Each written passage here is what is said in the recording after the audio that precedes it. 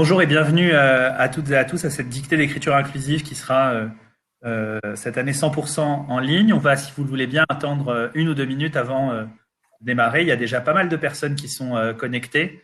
On attend beaucoup de monde à cette dictée et on va attendre encore quelques instants. On se retrouve dans 1 ou 2 minutes.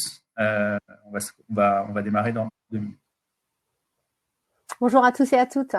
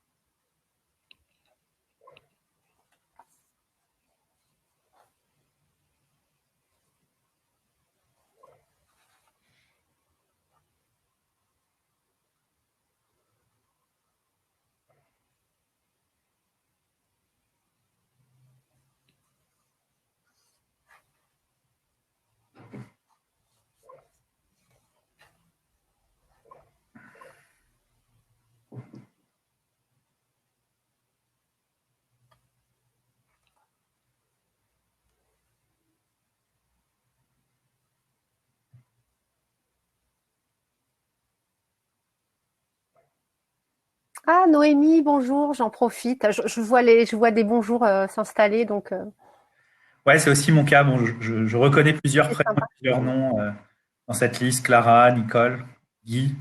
Une ancienne alternante, je trouve ça. Donc, bonjour à vous en particulier.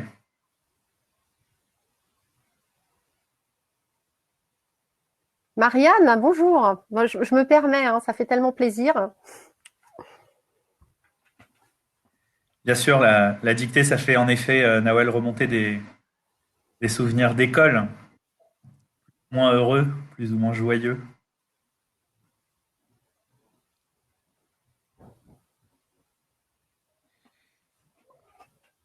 Bien, je vous propose, je vois qu'on est déjà plus nombreux, je vous propose donc que nous démarrions. Donc, bienvenue à toutes et à tous. Moi aussi, je suis ravi de vous retrouver pour cette troisième dictée d'écriture inclusive qui est donc cette année 100% en ligne. Carole et moi allons peut-être pour commencer nous présenter. Donc moi, je suis Raphaël Haddad, je suis le fondateur et directeur associé d'une agence qui s'appelle Mots-Clés. Mots-Clés, c'est une agence qui s'intéresse et qui travaille sur les effets sociaux des mots, la manière dont les mots façonnent, transforment les réalités. Et évidemment que les mots, c'est ce qui nous réunit aujourd'hui, ont une influence majeure sur le terrain de l'égalité entre les femmes et les hommes. C'est par le langage qu'on met en visibilité ou qu'au contraire, on occulte la réalité d'une société mixte. Et c'est notamment ce qui nous a valu cet engagement autour de l'écriture inclusive qui a fait l'objet manuel qui s'affiche sur votre écran et que vous avez normalement déjà reçu il y a quelques minutes ou peut-être téléchargé, qui est disponible en ligne sur le site de l'agence. Bonjour, donc moi, Carole Thomas, donc je suis directrice de la communication et surtout, je suis ici avec vous ce soir au nom de toute femme, toute communicante, pardon. Donc un réseau qui fait partie de l'association Comment, donc des professionnels de la communication. Et ce réseau a pour objet finalement de sensibiliser notre profession à sa responsabilité, c'est-à-dire que reproduire finalement les clichés sexistes, c'est souvent ce que nous faisons au travers de notre langage, au travers des images que nous utilisons.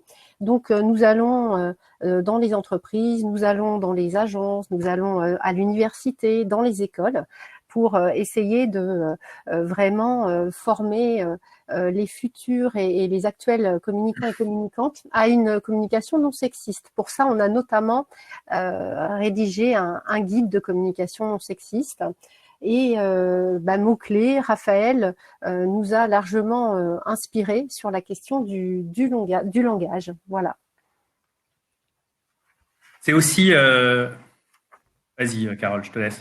Oui, alors je passe tout de suite aux règles, hein, puisque on est dans un format. L'année dernière, c'était très sympa de vous voir, de vous toucher, j'allais dire. Donc avec ce format, on a quelques contraintes. La première, j'avais envie de vous le montrer, c'est de vraiment vous isoler, d'avoir votre propre votre propre lieu.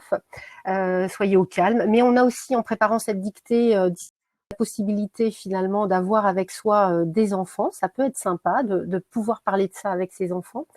Ensuite, vous avez soit un papier, soit votre fichier Word sur votre ordi, puisque nous allons écrire, on va dicter. Et puis, dernière règle, vous l'avez déjà compris avec tous ces bonjours, vous avez le petit picto qui vous permet de poser vos questions, de chatter. Il y aura des moments dédiés à nos échanges. Alors, Raphaël, nos partenaires peut-être ? Oui, c'est ça. Alors, je vois Louisa réagir. En effet, il y a un article qui vous explique comment vous pouvez installer le point médian sur votre clavier sur le blog du site de l'agence. Donc, vous pourrez le retrouver si vous voulez. Nos partenaires que je remercie de s'associer à cette édition, c'est d'abord le Haut Conseil à l'égalité entre les femmes et les hommes. On aura un peu plus tard dans la soirée l'intervention de sa présidente, Brigitte Grésy, qui a été… le Haut Conseil est engagé de longue date sur l'écriture inclusive notamment. Ils ont notamment été à l'origine d'un guide qui a été vraiment un élément pionnier à la fois du point de vue des institutions, mais aussi plus largement, puisque nous-mêmes, ce manuel s'est largement appuyé sur ce guide pour une communication publique sans stéréotype de sexe. Et puis notre deuxième partenaire, c'est TV5 Monde. TV5 Monde qui s'associe à cet événement à 2 titres et que je remercie. Le premier titre, c'est évidemment son engagement éditorial en faveur de l'égalité femmes-hommes. Certaines et certains d'entre vous connaissent sans doute le magazine Terrienne. Et puis la deuxième raison, je vois les réactions sur le live, c'est qu'en effet, cette dictée d'écriture inclusive, c'est une illustration de la vitalité de la langue française telle qu'elle existe partout dans le monde, partout dans la francophonie. Et on a en effet des personnes qui suivent cette dictée, beaucoup de France, bien sûr, mais aussi de Belgique. Je lis que quelqu'un est de Nouméa, j'ai lu tout à l'heure une personne de Providence également. Et donc, on a des personnes qui viennent du monde entier, du Québec, du Canada, des États-Unis, de Belgique, d'Afrique francophone également, qui suivent cette dictée. Je vois même d'Argentine. Voilà, bonjour à vous toutes et à vous tous. On est ravis de pouvoir faire ça avec TV5 Monde et de pouvoir vous avoir avec nous sur ce live. On rentre dans le vif du sujet, l'écriture inclusive. Alors, peut-être commencer par une définition tout simplement. L'écriture inclusive, on aime la définir comme d'attention graphique, d'attention syntaxique, qui vont vous permettre d'assurer une égalité des représentations entre les femmes et les hommes. Il y a 2 mots qui sont importants dans cette définition. C'est le mot « ensemble », d'une part. En fait, l'écriture inclusive ne se limite pas au point milieu, contrairement à ce qui a parfois été dit. Un ensemble de pratiques qui, ensemble, vont pouvoir permettre de mettre en visibilité, d'assurer une égalité des représentations entre les femmes et les hommes. Et puis, le deuxième mot qui est important, c'est celui d'attention. On parle non pas de règles d'écriture inclusive, mais de conventions d'écriture inclusive, parce que la question, c'est comment, sans faire sécession avec la langue telle qu'elle est constituée, en fait, Eliane Viennot, qui nous rejoindra dans quelques minutes, aime dire que la langue n'est pas sexiste, ce sont les usages que l'on en fait qui peuvent l'être. Et en fait, c'est autour de cette idée-là que se retrouve cette notion d'attention. La question, c'est comment, dans nos pratiques, on peut réinjecter, remettre en visibilité les femmes dans la manière d'écrire, dans la manière de parler aussi, en faisant preuve d'attention plutôt qu'en proposant des règles alternatives. Alors, je vais demander à Eliane Viennot, qui nous fait l'honneur de participer à de bien vouloir nous rejoindre. Eliane, tu peux monter sur scène avec nous.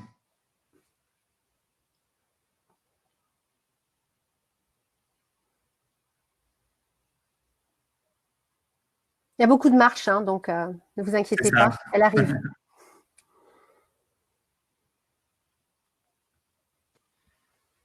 Voilà, Eliane est en train de se connecter. Bonjour Eliane.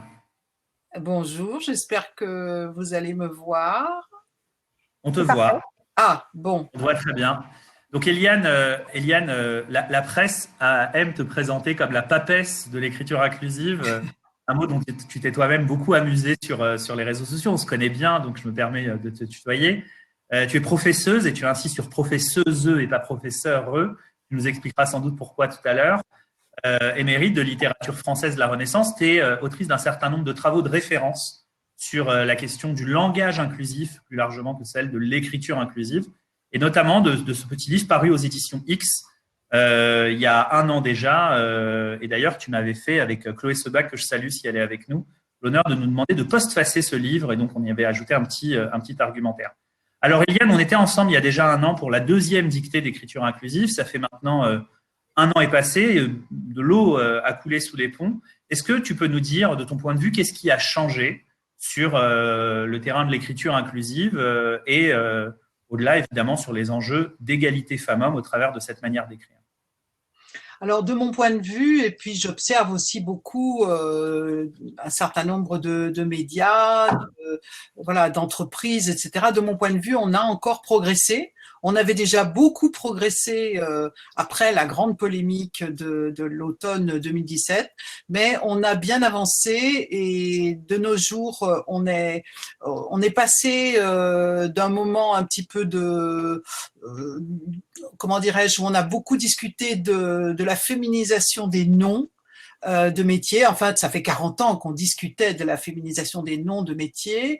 Et non seulement cette année, en 2019, l'Académie a, je sais pas, sorti le drapeau blanc. Hein, elle a fait un rapport en disant qu'elle était finalement d'accord avec l'idée qu'il fallait parler des femmes au féminin. Mais on est allé bien plus loin, en fait, depuis 2 ans. On va bien plus loin. Aujourd'hui, on se pose la question non plus de parler des femmes avec des noms féminins, ce qui, grosso modo, est une guerre gagnée. C'est une bataille gagnée en tout cas, mais on se pose aujourd'hui très nettement une question bien plus vaste. Hein, c'est vraiment la partie immergée de l'iceberg. Comment parler des populations mixtes sans sexisme, c'est-à-dire comment mettre en cause en fait ce qu'on appelle généralement le masculin générique, enfin ce qu'on nous a vendu comme théorie du masculin générique et qui n'est pas générique, hein, qui en fait travaille à invisibiliser tout le temps les femmes. Et ça, je trouve que on a progressé sur ce terrain.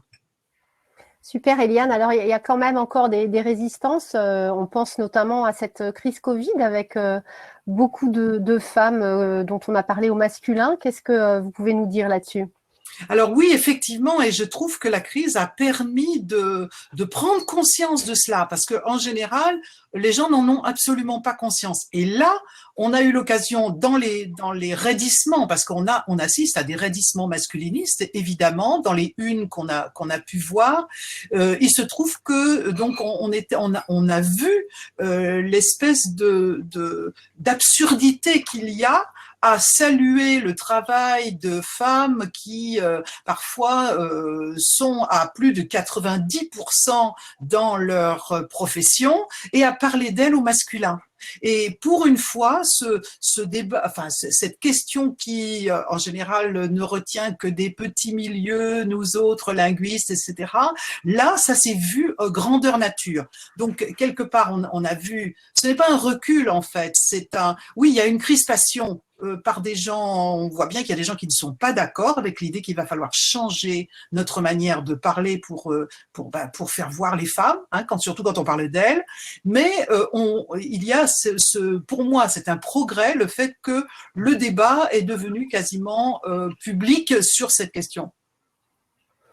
Alors, Eliane va nous accompagner tout au long de la dictée pour nous faire part de ses remarques et des solutions, hein, quand on écrit. Mais tout de suite, on va s'atteler aux conventions de l'écriture inclusive. Hein. Il y en a 3 très importantes. La première peut vous sembler évidente et pourtant, elle ne l'est pas. Accorder en genre les noms de fonctions, grades, métiers et titres. Exemple, directrice, conseillère, soignante. La seconde... La seconde convention, Eliane, tu veux peut-être réagir sur la première avant que je me passe tout de suite à la... Oui, c'est un peu ce que je disais, c'est que grosso modo, tout le monde est d'accord maintenant. Il reste deux, trois petites choses à faire des progrès, de 3 endroits où il faut faire des progrès.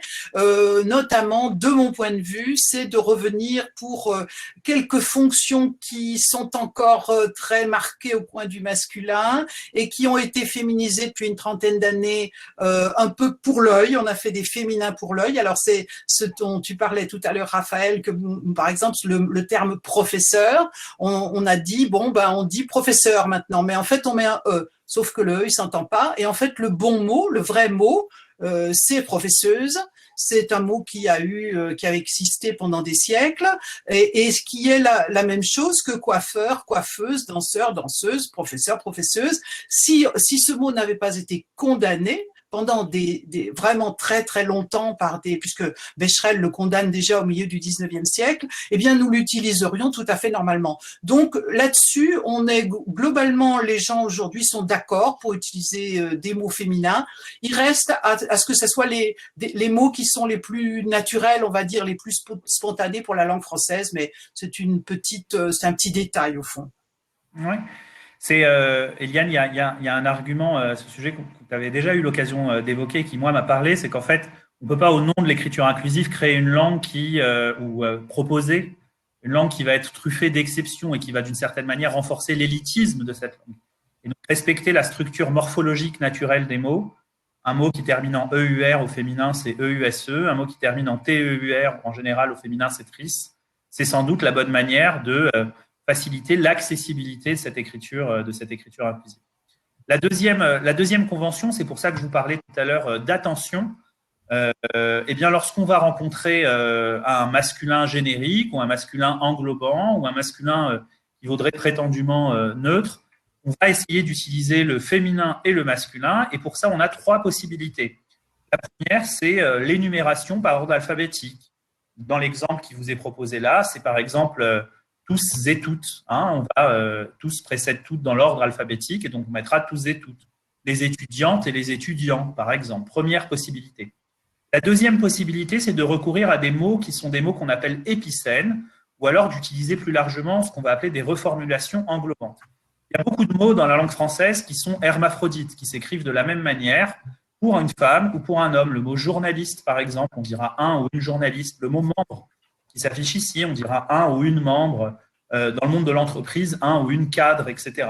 Et donc, on va pouvoir chercher un mot épicène ou alors on va pouvoir chercher plus largement une reformulation englobante.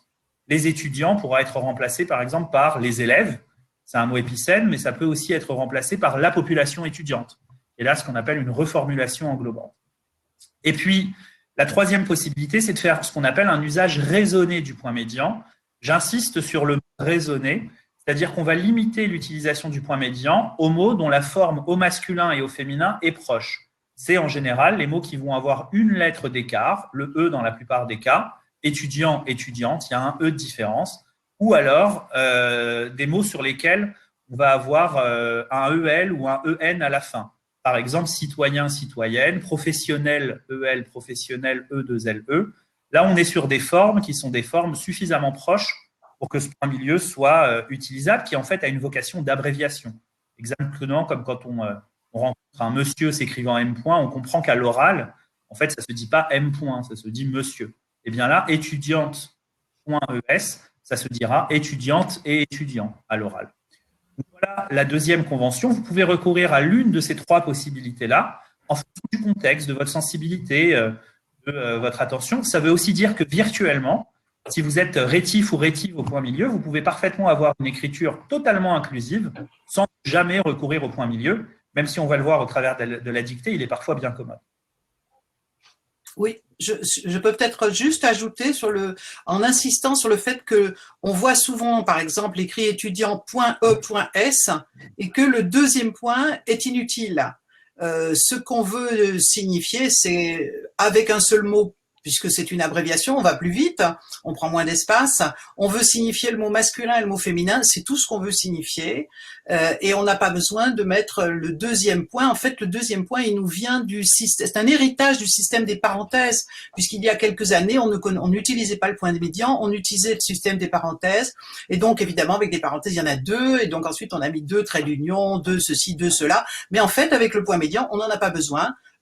Les mots au pluriel, un seul point suffit. Montrons tout de suite ça au travers d'un exemple. Donc la phrase les étudiants ont apprécié la conférence. Dans l'hypothèse où les étudiants recouvriraient une population mixte composée de femmes et d'hommes, on pourra ou alors dire les étudiantes et étudiants, première possibilité. La deuxième possibilité que j'évoquais à l'instant, c'est de remplacer par la population étudiante. La troisième possibilité, c'est de mettre les étudiants.es en le formant comme Eliane vient de nous l'expliquer. Voilà, et moi juste, je complète parce que je vois pas mal de gens de la com là dans les personnes qui assistent au webinaire. C'est vrai que c'est toujours très drôle dans l'entreprise quand vous vous faites tacler sur l'écriture dite inclusive. En fait, il suffit d'écrire sans point médian, de l'utiliser pour quelques mots incontournables et pour marquer le coup, genre salarié, pour que personne ne le voit en fait, hein, tout simplement. Donc nous, avec mon équipe, on a plutôt pris ce parti-là, c'est-à-dire on fait attention à ce qui est du féminin et du masculin, pas forcément de la double flexion, c'est aussi dans la façon de formuler avec des participes présents, etc., qui permet de faire apparaître le féminin. Voilà. Et la troisième, je vois la troisième règle, grande règle qui s'affiche sur l'écran, c'est le fait d'éviter de parler de mots au singulier pour signifier par exemple la femme ou l'homme. La femme, quand on parle de la journée de la femme, non, c'est pas la journée de la femme, c'est la journée des droits des femmes. Et surtout l'homme qui nous pose de gros problèmes, puisqu'on nous a expliqué, enfin, l'Académie nous explique depuis la fin du XVIIe siècle que ce mot veut dire humanité. En réalité, non, ce mot veut dire homme. Donc, il faut se débrouiller quand on veut parler de l'humanité, de l'évolution de l'humanité, des droits humains. Il faut le dire autrement. Alors, on a le mot humain qui est un excellent synonyme de l'usage de l'homme actuel, c'est-à-dire on peut parler des droits humains, on peut parler l'humain, c'est aussi quand on parle en anthropologie, hein, l'évolution de l'humain. Voilà, c'est pas l'homme qui a évolué, c'est notre race, hein, c'est l'humanité, c'est l'humain. Et puis, bien entendu, ça veut dire, il ne s'agit pas de réécrire les textes historiques où il y avait ces expressions. Par exemple, le terme, vous le voyez sur l'écran, là, la Déclaration des droits de l'homme et du citoyen de 1789, il n'est pas question de la toucher. D'abord parce que ça serait faux de la toucher. C'était une phrase très bien écrite à l'époque, ça ne concernait que les hommes. Mais en revanche, depuis 1944, parler des droits de l'homme, c'est oublier la moitié de l'humanité. Donc, il faut éviter l'homme, quelle que soit la reformulation qu'on donne. On peut parler de la population, on peut parler de l'humanité, on peut parler des droits de la personne, par exemple, comme font les Canadiens et les Canadiennes. Voilà, donc le tout, c'est d'éviter ce prétentieux-là qui voudrait se faire passer pour les femmes, les enfants, les gens qui sont ni vraiment hommes, ni vraiment femmes, etc. Il faut parler de l'humain. C'est vraiment inclusif. Exactement. Donc je vois beaucoup de réactions sur le chat. Merci. On essaye de les traiter au fil de l'eau. Vous avez donc ce manuel qu'on évoquait tout à l'heure qui est disponible au libre téléchargement sur le site de l'agence mots-clés, dans lequel vous pourrez retrouver tout ce qu'on vient de vous dire. Vous pourrez aussi y retrouver des arguments, c'est-à-dire que très souvent, au-delà de la question de la pratique, c'est quelque chose sur lequel on peut être amené à débattre, à discuter, à convaincre. Et donc, on a aussi eu envie, au travers de ce manuel, de vous proposer un argumentaire et un contre-argumentaire. Donc, vous pourrez trouver un certain nombre de justifications ou de réponses à des contre-arguments fréquemment opposés à l'écriture inclusive.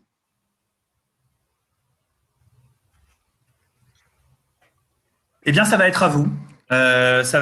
Alors, je vais demander, si vous voulez bien, à Aurélie Saada de nous rejoindre.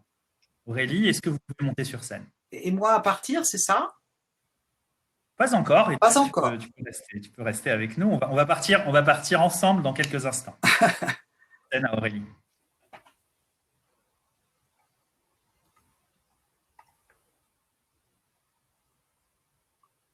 Alors, Aurélie, je vois que le public t'appelle exactement comme dans un concert. C'est vrai. On a des Aurélie sur le chat. Ouais, c'est sympa. Bonjour, bonjour Aurélie, un grand merci d'être avec nous. Alors moi, je suis allé sur... on peut se tutoyer? C'est ce qui me vient spontanément. Est-ce que c'est possible? Bien sûr. Alors, en préparant cette dictée, je suis allé regarder sur ta page Wikipédia. J'ai vu que tu te présentais comme chanteuse, comme compositrice également. On pourra avoir une discussion sur le mot auteur ou sur le mot autrice, mais en tous les cas, il y a cette attention. Alors moi, quand je t'ai contacté par l'intermédiaire de Nicole Felous, qui, je sais, est avec nous et que je remercie pour cette mise en relation, tu as tout de suite accepté. Et puis, j'ai aussi vu une story passer sur ton Instagram, où tu te disais ravi, honoré de participer à cette dictée. Et en fait, j'avais envie, peut-être pour commencer, de t'entendre sur le sens de cet engagement et ce que ça peut représenter aussi dans ton quotidien. Mais un petit problème, on a plein. Ouais, on a perdu Aurélie. Je pense qu'elle est descendue de scène, mais j'imagine qu'elle nous entend. Sinon, on va vérifier tout de suite.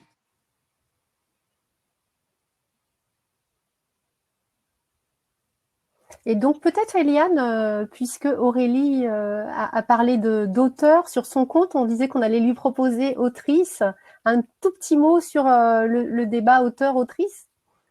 Oui, alors auteur avec un E fait partie de ces féminins qui ont été proposés dans les années 80, à partir des années 80, à cause de la frustration des femmes d'être appelées au masculin, mais c'est pas le bon mot. Le bon mot, c'est autrice. Autrice, compositrice, regardez comme c'est naturel, hein, autrice, traductrice, éditrice, lectrice. Et donc, j'ai demandé aux gens de Wikipédia si c'était possible de vous présenter Aurélie comme autrice. Je sais plus, il y a un autre deuxième nom après. Compositrice. Autrice-compositrice. Et donc, mon contact chez Wikipédia est tout à fait d'accord pour faire le changement, mais comme c'est un peu tendu dans cette communauté, elle me propose de dire à la demande de l'autrice. Alors, est-ce que vous êtes d'accord pour ce changement? C'est très marrant. Il faut que les comptes Wikipédia ne sont absolument pas nourris par les personnes qui sont un tas de bêtises sur mon compte Wikipédia. Voilà. Donc, il y a des gens qui choisissent de... Voilà. Donc, bon, faut pas vraiment se fier à Wikipédia. Je trouve qu'aujourd'hui, on a des moyens de se présenter de façon personnelle qui sont certainement plus... moins n'importe quoi, je crois, que Wikipédia. Sur mon compte Instagram, compositrice, réalisatrice. Super.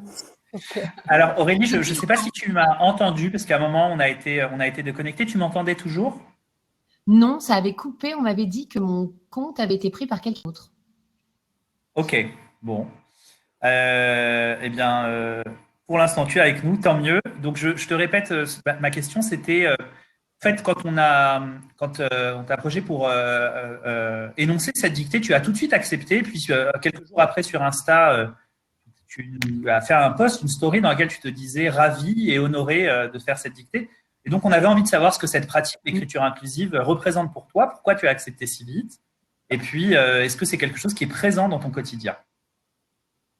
Oui, c'est présent dans mon quotidien. Alors moi, je vis dans un monde de femmes. Je suis élevée par ma mère, je passe le plus clair de mon temps avec ma sœur et j'ai 2 filles que j'élève seule. Donc, nous, que le masculin l'emporte systématiquement, c'est assez énervant.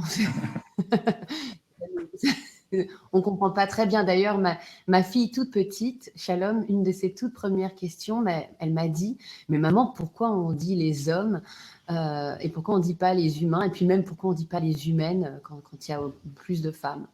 Et c'était mignon, elle était toute petite, vraiment toute petite. Et je pense que, voilà, donc c'est des questions qui intéressent. Et puis, quand on a dit, ma professeuse, la première fois, on nous a tapé sur les doigts en nous disant « Mais mon Dieu, mais qu'est-ce que vous dites? Voyons, on ne dit pas ça. » Et donc, on a eu toujours l'impression de faire des erreurs, que ça sonnait comme des erreurs quand on voulait féminiser, enfin, parler au féminin. Et je trouve ça tellement formidable aujourd'hui de se dire que voilà, les choses vont se rétablir ou se créer et puis que le monde bouge et pour le mieux aussi parfois.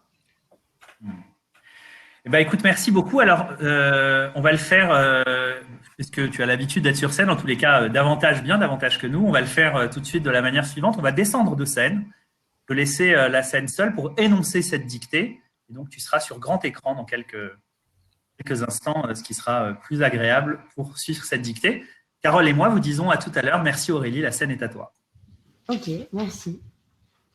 Alors, je vais vous lire, je vais le lire assez doucement pour que vous ayez le temps. Je crois que c'est comme ça qu'on fait des dictées. Voilà. C'est un texte qui est composé d'extraits d'un dossier pédagogique de Santé publique France, publié le 1er avril 2020, traitant de la réserve sanitaire. Donc c'est un peu moins poétique que peut-être ce que vous imaginiez, mais c'est très intéressant justement par rapport à tout ce qui vient d'être énoncé avant. Alors on y va, c'est parti. Santé publique France a pour mission de protéger la santé des populations. Son objectif est de renforcer les capacités de coordination essentielles à la gestion de crise. Je répète. Son objectif est de renforcer les capacités de coordination essentielles à la gestion de crise. Point. Pour remplir ses missions d'intervention, Santé publique France anime et coordonne la réserve sanitaire composée de 3800 professionnels de santé volontaires engagés. Je répète. Pour remplir ses missions d'intervention, Santé publique France anime et coordonne la réserve sanitaire composée de 3800 professionnels de santé volontaires engagés. Alors Aurélie, je vais faire un truc qu'on ne peut jamais faire en vrai. Tout métier confondu. On ne peut jamais faire ça en vrai, mais je vois pas mal de réactions disant que ça va trop vite. Et donc, à mon avis, il faut reprendre médecin, plus lentement, si c'est possible. Infirmier. Vous ne suivez pas. Je vais trop vite ? Est-ce que je vais trop vite ? Oui, je reprends du début, bien sûr. Je reprends depuis le tout début. Alors, je vais trop vite. Je n'ai jamais été vraiment maîtresse. Alors, Santé publique France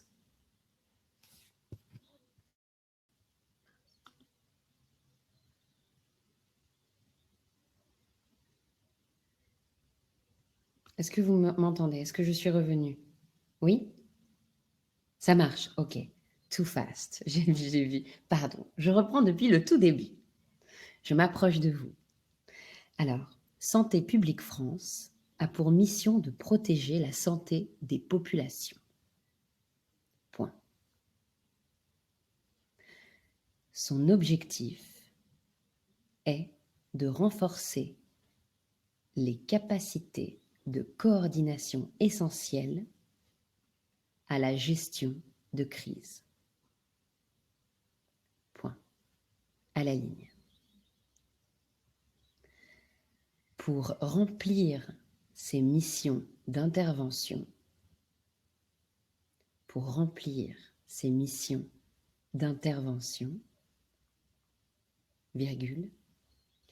Santé publique France anime et coordonne la réserve sanitaire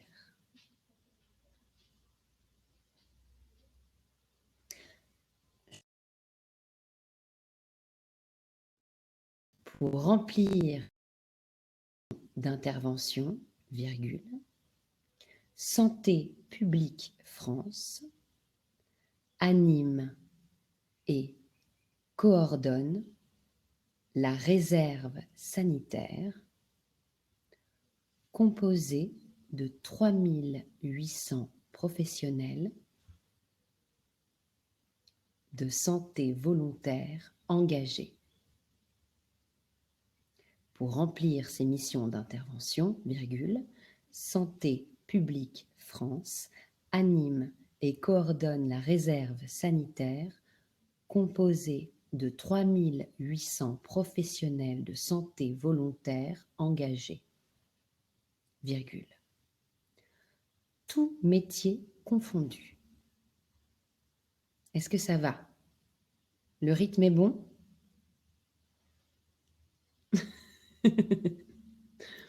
Cécile, est-ce que ça va mieux? Oui, ok, super. Donc, tout métier confondu. 2 points. Médecin, infirmier, aide-soignant,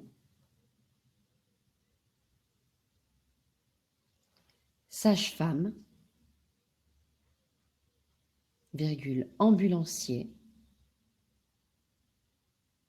virgule, directeur d'hôpitaux,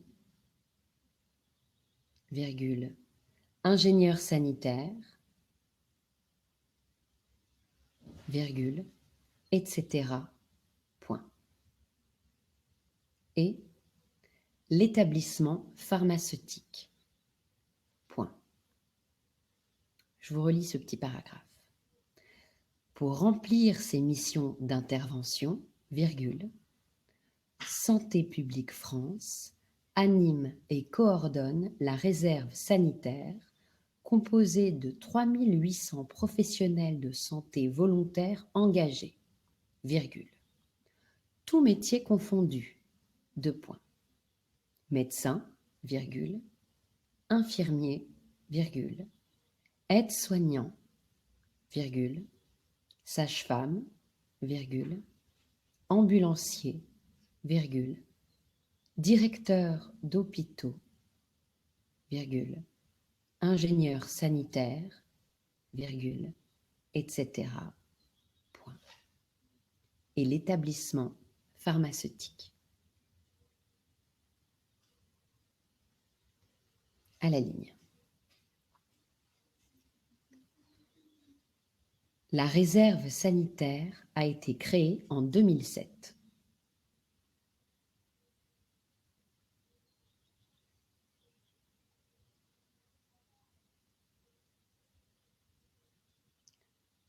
Ah, attendez, quelqu'un écrit quelque chose, son objectif pour remplir... Ah, après hôpitaux, pardon, attendez, alors attendez, alors, après hôpitaux, vous me dites? Alors, attendez. Pour remplir sa mission de Santé publique France, anime et coordonne la réserve sanitaire composée de 3800 professionnels de santé volontaires engagés, tous métiers confondus, médecins, infirmiers, aides-soignants, sages-femmes, ambulanciers, directeurs d'hôpitaux, virgule, ingénieurs sanitaires, Odile Mathioda, voilà, ingénieur sanitaire, virgule, etc. Point. Et l'établissement pharmaceutique. Point. À la ligne.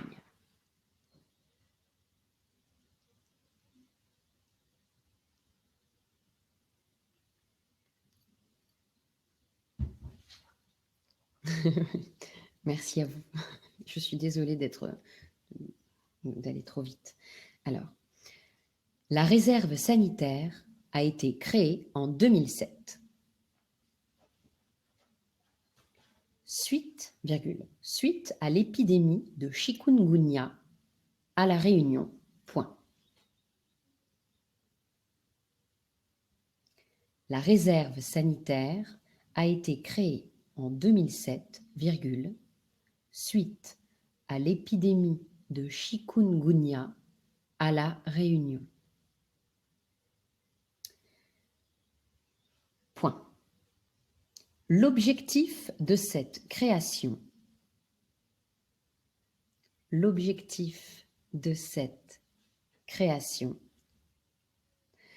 était de disposer de professionnels de santé. L'objectif de cette création était de disposer de professionnels de santé volontaires pouvant être mobilisés par l'État. L'objectif de cette création était de disposer de professionnels de santé volontaires pouvant être mobilisés par l'État très rapidement en cas de situation sanitaire exceptionnelle. Je répète, l'objectif de cette création était de disposer de professionnels de santé volontaires pouvant être mobilisés par l'État très rapidement en cas de situation sanitaire exceptionnelle. Point. La réserve sanitaire a ainsi en charge la réserve sanitaire a ainsi en charge l'engagement, virgule, la formation, virgule, l'équipement et la mobilisation de réservistes sanitaires. Je répète, la réserve sanitaire a ainsi en charge l'engagement, virgule, la formation, virgule,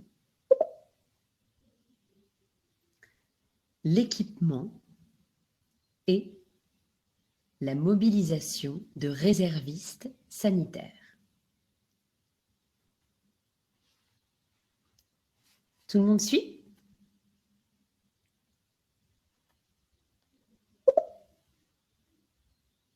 Ok, super. Donc, point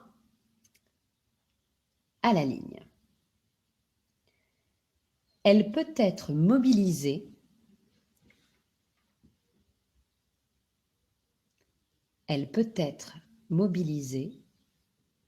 par le ministère en charge de la santé.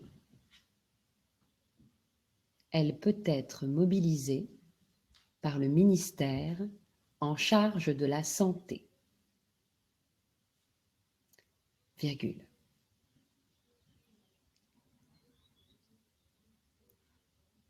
Mais aussi sur demande du directeur général,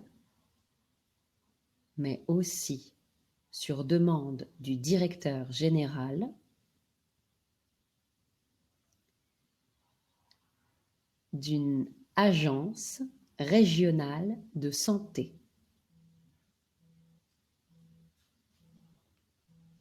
Entre parenthèses, ARS.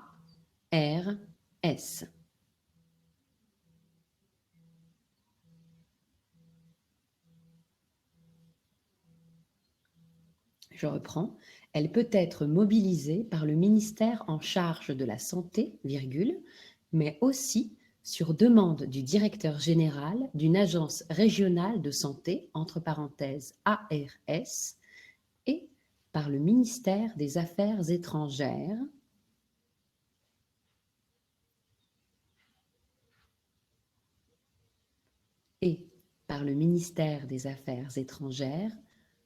dans le cas où des ressortissants français seraient impactés. Elle peut être mobilisée par le ministère en charge de la santé, virgule, mais aussi sur demande du directeur général d'une agence régionale de santé, entre parenthèses ARS, et par le ministère des Affaires étrangères, dans le cas où des ressortissants français seraient impactés. Point. Ça va toujours? C'est très poétique. Oui, je vous avais prévenu, hein, c'est très poétique. Donc, à la ligne. Les réservistes sanitaires ont des profils très différents. Les réservistes sanitaires ont des profils très différents. Point. La réserve sanitaire est composée de 2 points. La réserve sanitaire est composée de 2 points. 62% de professionnels paramédicaux,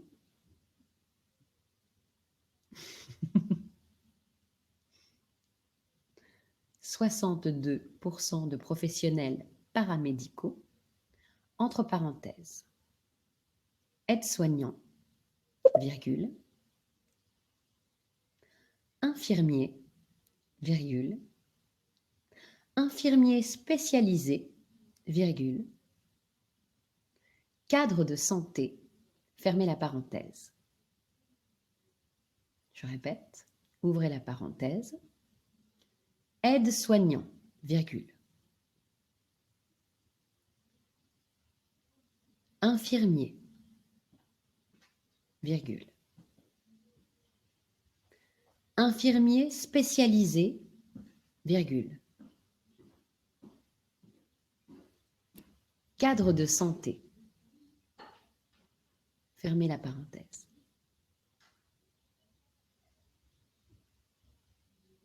Dominique, est-ce que ça va? Est-ce que je répète. Donc, 62% de professionnels paramédicaux, entre parenthèses, aides-soignants, virgule, infirmiers, virgule, infirmiers spécialisés, virgule, cadre de santé, fermez la parenthèse, et psychologue, point virgule. Et psychologue, point virgule. Nawel, je suis à 62. Tu es toujours à 62, Nawel, ou... Donc, je répète. Je répète pour Nawel. Ça fait vraiment très... Ça fait très prof, ça. Je répète pour Nawel, au 4e rang. 62% des professionnels... 62% de professionnels paramédicaux, entre parenthèses, aides-soignants, virgule, infirmiers, virgule, infirmiers spécialisés, virgule, cadre de santé, fermez la parenthèse, et psychologue. Mince, Christine, vous n'avez pas eu le temps d'écrire en écriture inclusive. Alors, je vais... Oui, alors c'est ça. Quand il y a les métiers, là, c'est... Donc, je le lis encore une fois. Je vais le relire encore une fois. Alors, 62% de professionnels paramédicaux. Entre parenthèses, aides-soignants, virgule, infirmiers, virgule, infirmiers spécialisés, virgule, cadre de santé, fermez la parenthèse, et psychologue, point virgule. Christelle, chacun doit avoir son matériel.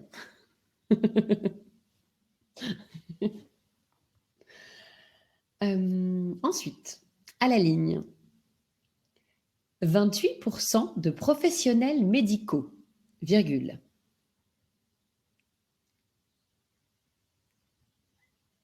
« 28% de professionnels médicaux, virgule.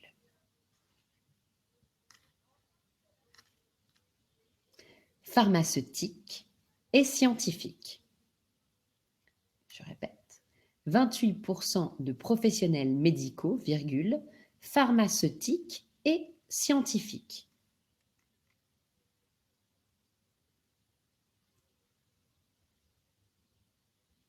Entre parenthèses, sage-femme,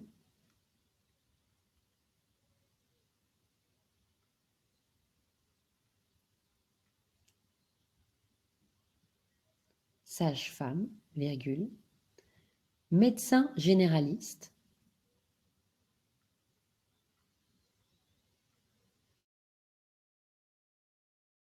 virgule, pédiatre, virgule, infectiologue,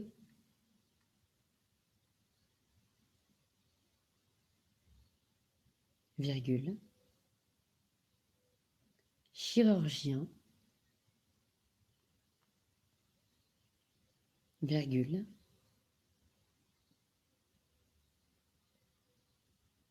épidémiologiste, 3 petits points. Fermez la parenthèse. vous relis ce paragraphe. 28% de professionnels médicaux, virgule, pharmaceutiques et scientifiques. Ouvrez la parenthèse. Sage-femme, virgule, médecin généraliste, virgule, pédiatre, virgule, médecin de santé publique, virgule, psychiatre, virgule, infectiologue, virgule, chirurgien, virgule, épidémiologiste, 3 petits points, fermez la parenthèse, point virgule, à la ligne.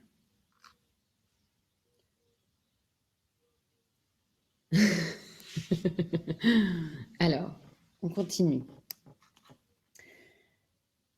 9% de professionnels administratifs. 9% de professionnels administratifs.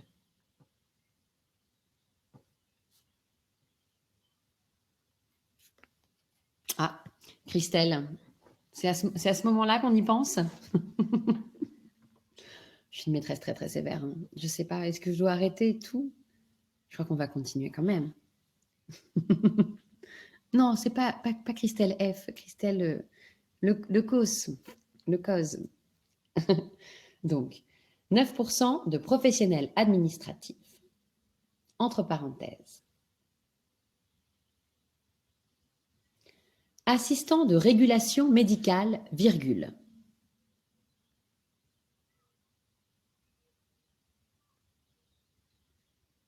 Assistant de régulation médicale, virgule.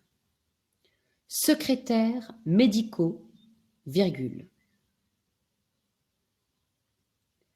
Directeur des soins, virgule. Directeur d'hôpitaux, 3 petits points, fermez la parenthèse, point virgule. Je relis ce paragraphe. 9% de professionnels administratifs, entre parenthèses, assistant de régulation médicale, virgule. Secrétaires médicaux, virgule. Directeur des soins, virgule. Directeur d'hôpitaux, 3 petits points, fermez la parenthèse, point virgule. Est-ce que tout le monde suit?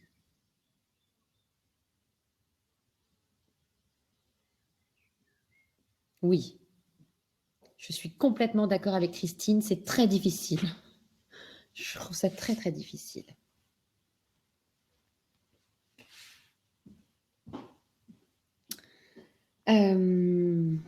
Alors, on continue. Donc, fermez la parenthèse, point virgule, à la ligne. 1% de professionnels techniques et médico-techniques. 1% de professionnels techniques et médico-techniques. Entre parenthèses, ambulancier, virgule,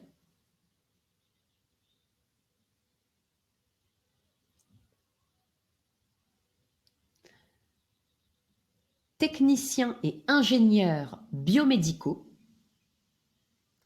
techniciens et ingénieurs biomédicaux, virgule, techniciens et ingénieurs sanitaires, 3 petits points, techniciens et ingénieurs sanitaires, 3 petits points. Fermez la parenthèse, point final.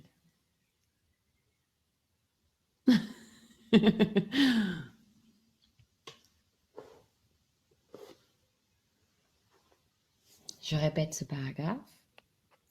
1% de professionnels techniques et médico-techniques, entre parenthèses, ambulanciers, virgule, techniciens et ingénieurs biomédicaux, virgule, si je finis en chanson, je fais ça, et techniciens et ingénieurs sanitaires. 3 petits points, fermez la parenthèse, point final.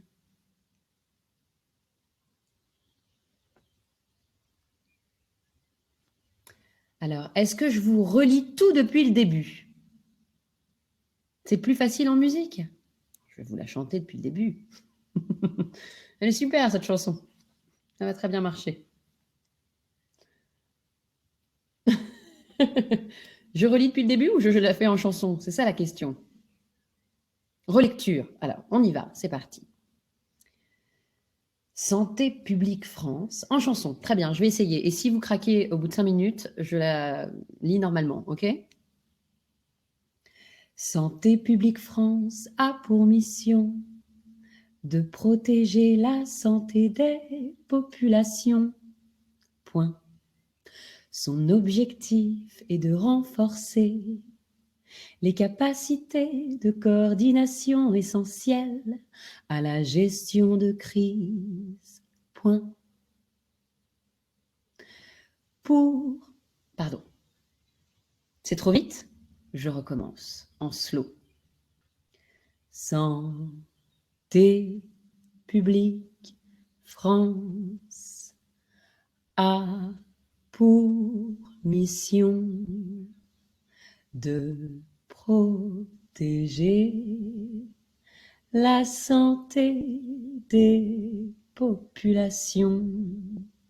Son objectif est de renforcer les capacités de coordination essentielles à la gestion de crise.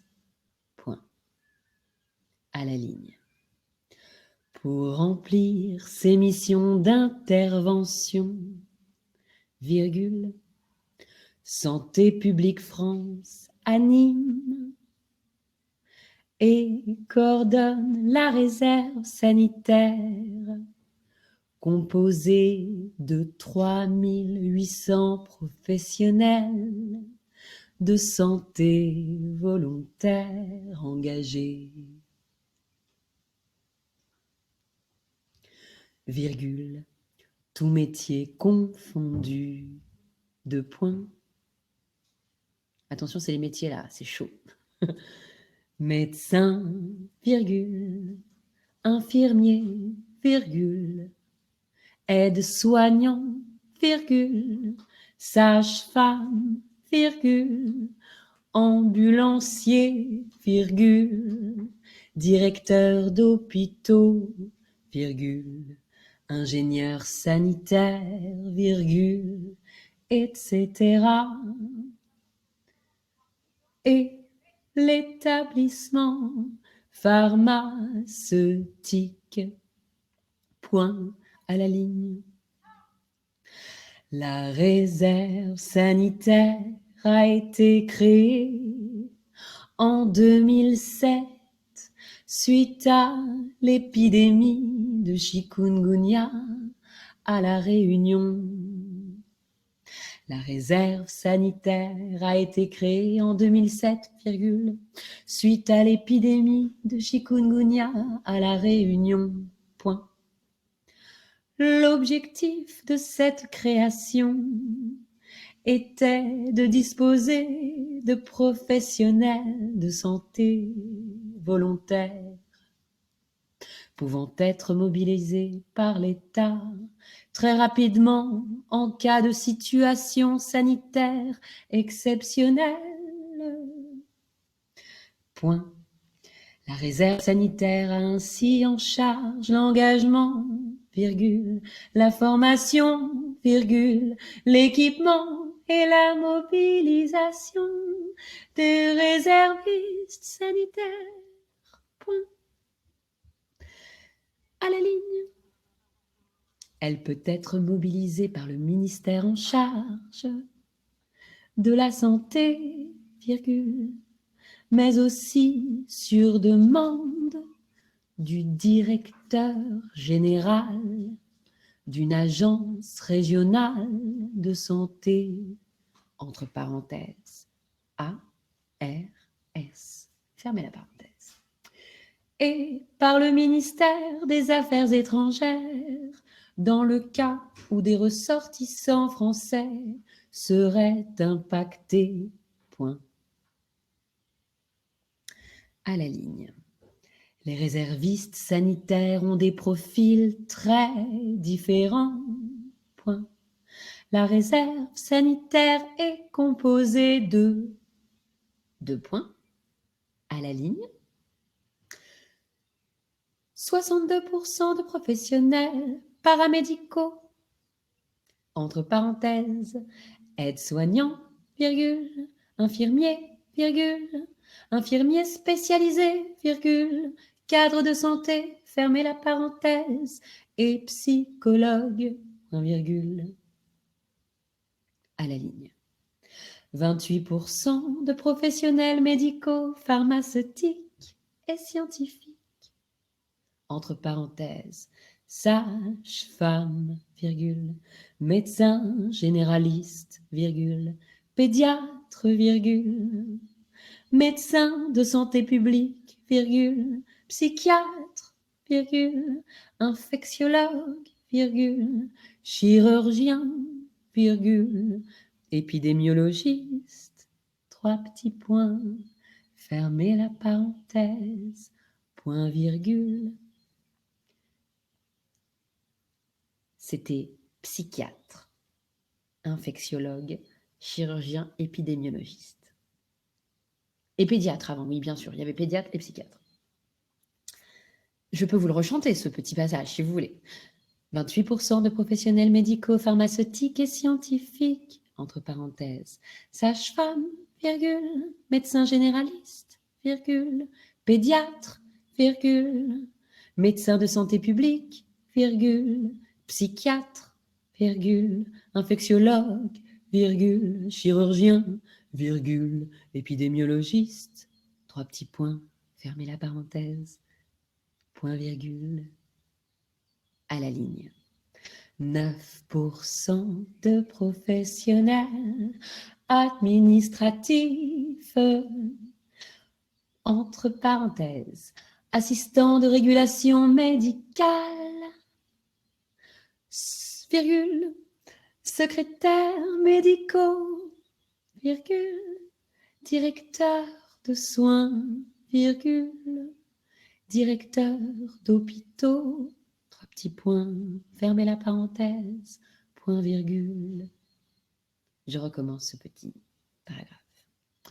9% de professionnels administratifs, entre parenthèses, assistants de régulation médicale, virgule, secrétaires médicaux, virgule, directeur de soins, virgule, directeur d'hôpitaux, 3 petits points, fermez la parenthèse, point virgule, à la ligne.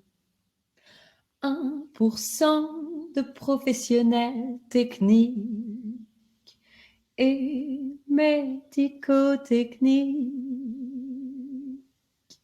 entre parenthèses, ambulanciers, virgule, technicien, virgule, non, pardon, pas de virgule, mince, j'ai dit n'importe quoi, ambulancier, virgule, technicien et ingénieurs biomédicaux, virgule, techniciens et ingénieurs sanitaires.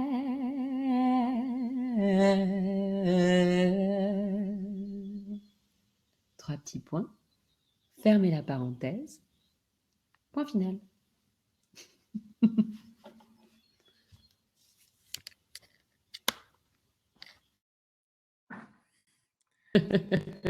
Merci, un grand merci. Tiens, un tube. Bon, je pense que Santé publique France va demander les droits. Aurélie, il faut s'attendre à faire un peu de business là sur ce coup-là.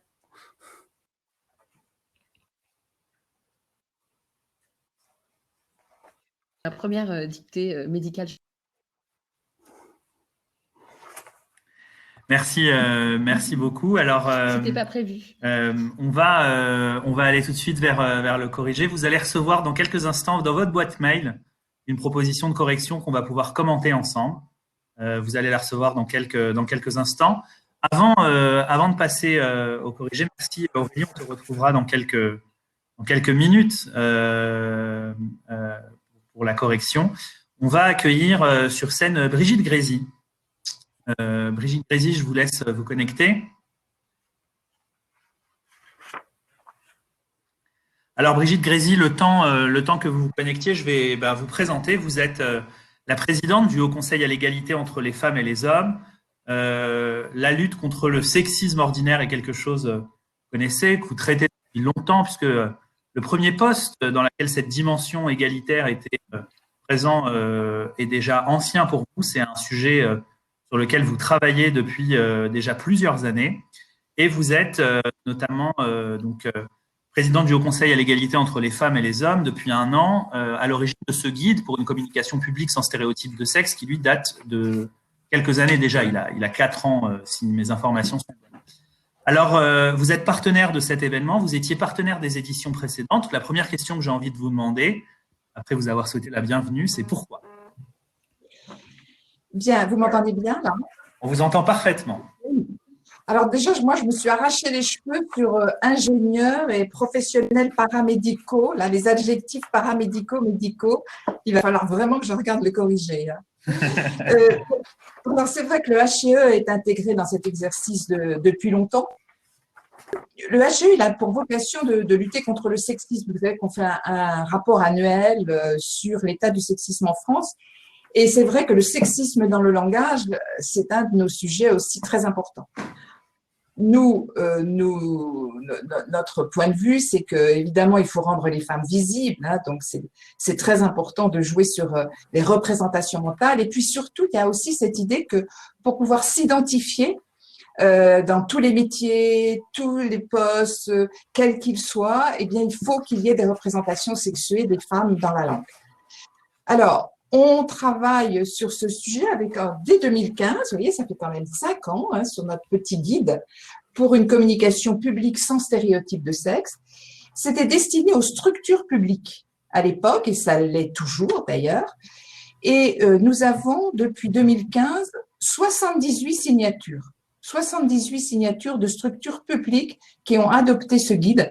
On a des universités, on a l'Assemblée nationale, le Conseil économique, social, environnemental, on a des ministères, la justice, l'intérieur, on a des associations. On a donc 78 structures, c'est quand même très important.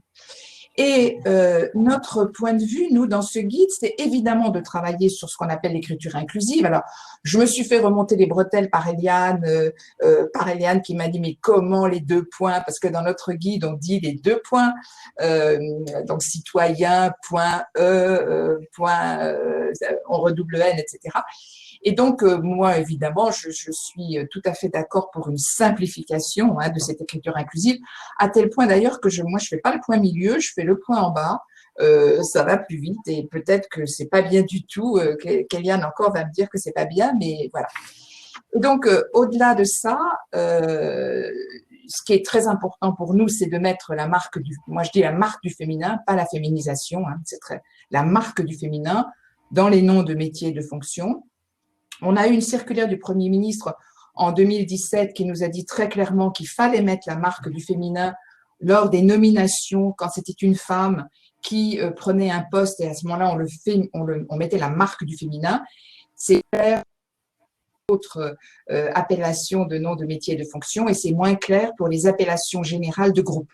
Mais nous, en tant que HCE, on nous a autorisé à utiliser une écriture qui rend visible les femmes. Et ce que je voulais dire, c'est que dans notre guide, on ne va pas seulement sur la notion d'écriture inclusive, mais on cherche également à dire aux structures publiques qu'il faut que dans les visuels, ils équilibrent aussi le nombre de femmes et d'hommes, qu'il faut que dans toutes les manifestations publiques, et notamment les colloques, et là il y a de quoi faire en ce moment, on mette autant de femmes que d'hommes. Et donc, on a une vision qui va un petit peu au-delà de notre propos d'aujourd'hui.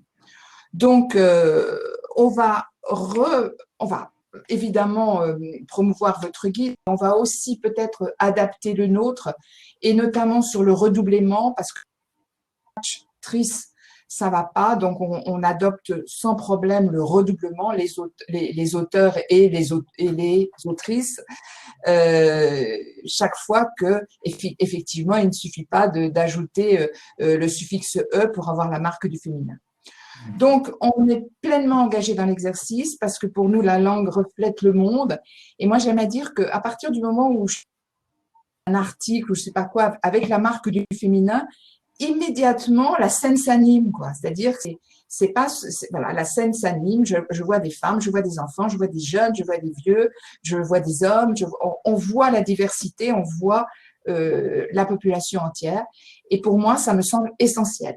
Et alors même que, parce que je suis grammairienne comme Eliane, j'avais quand même une petite répugnance pour l'accord, la règle de l'accord avec le mot le plus rapproché, j'ai décidé depuis quelque temps aussi de dire que vraiment on libérerait des populations entières d'élèves non épicènes, surtout si on a des maîtresses comme aujourd'hui. Alors là, vraiment, la dictée ne posera plus aucun problème. Et je pense qu'il faut aussi arrêter cette règle du masculin qui l'emporte sur le féminin et accorder avec le plus rapproché. On ne va pas compter le nombre et puis voilà, on accorde avec le plus rapproché. Alors ça, c'est vraiment pour moi une grande révolution culturelle parce que j'étais quand même genre bon élève qui applique les règles. Et j'aime bien votre approche d'attention, dire on n'est pas là pour mettre d'autres règles, on est là dans des marques d'attention pour rendre visibles les femmes, et ça, moi, ça me va très bien. Donc, je suis de tout cœur avec vous et j'attends avec impatience ingénieurs et professionnels médicaux, paramédicaux et administratifs. Voilà. Merci à vous. Donc, on passe à la correction, Raphaël? Je pense que... Oui, on passe à la correction. C'est une information importante, Brigitte Grésy, je vous remercie vraiment. C'est une information importante, cette mise à jour du guide, parce que le travail qu'on mène avec Eliane depuis un moment, c'est justement de faire converger au maximum les référentiels, parce qu'on sait que en donnant des éléments clairs, stables et durables, on va faciliter cette appropriation. Donc, on a nous-mêmes on a eu beaucoup de discussions avec Eliane ces 2 dernières années pour avoir les référentiels les plus proches possibles, nous au travers de ce manuel, Eliane au travers de ce qu'elle peut promouvoir, avec d'autres linguistes également. On peut mentionner Yannick Chevalier, par exemple, qui est également engagé sur ce terrain. Et ce que vous venez de nous dire est quelque chose d'important. Donc, on est à votre disposition et on sera heureux de pouvoir travailler sur cette mise à jour du guide du HCE qui a été essentielle dans la légitimation de cette démarche. Merci. Alors oui, on va peut-être, ce que je vous propose, comme on a dépassé un petit peu le temps, on peut aller directement à la version suggérée et puis on prendra un certain nombre de questions. On rebondira au travers des exemples sur un certain nombre de questions qui ont pu être posées. Donc voilà, c'est la langue au chat. Vous avez maintenant la parole et on essaiera de réagir le plus possible à ce que vous nous écrirez.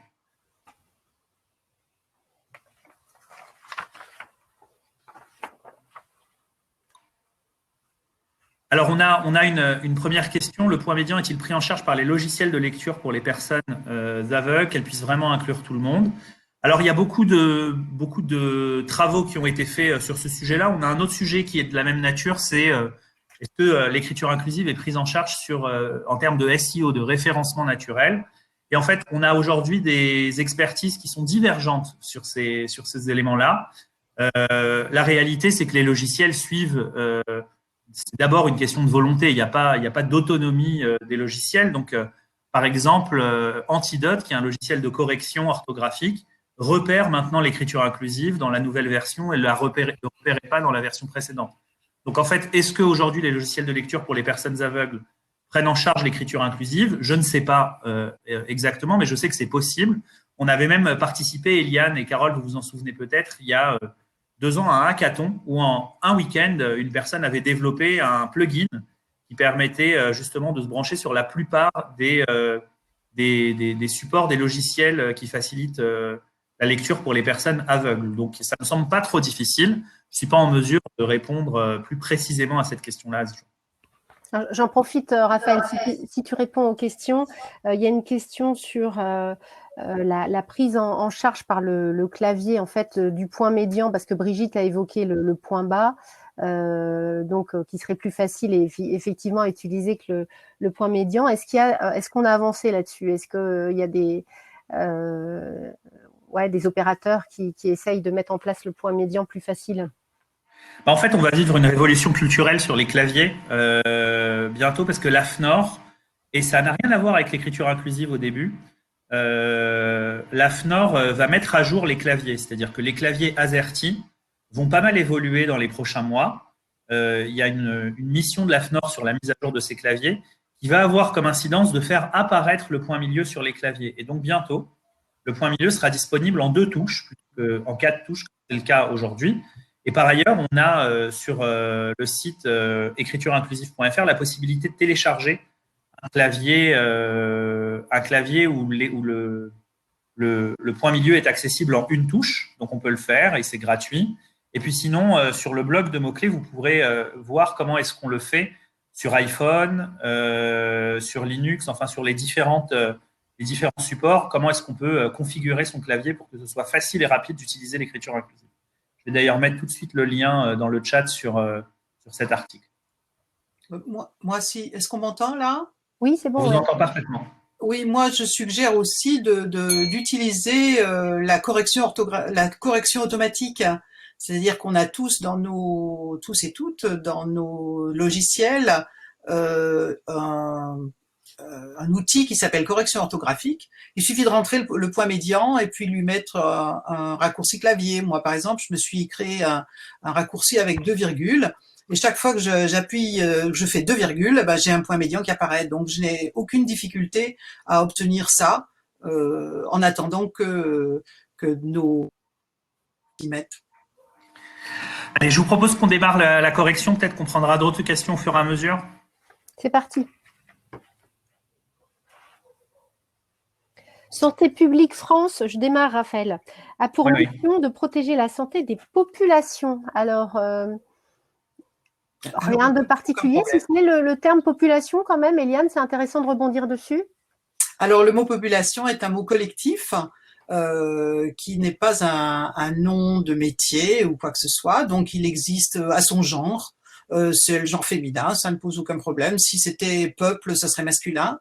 Mais c'est un de ces mots qui ne nous pose pas de problème du point de vue de l'égalité dans la langue française.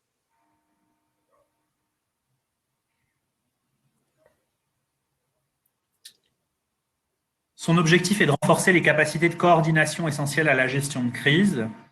C'est une phrase dans laquelle il n'y a rien à faire basculer en écriture inclusive.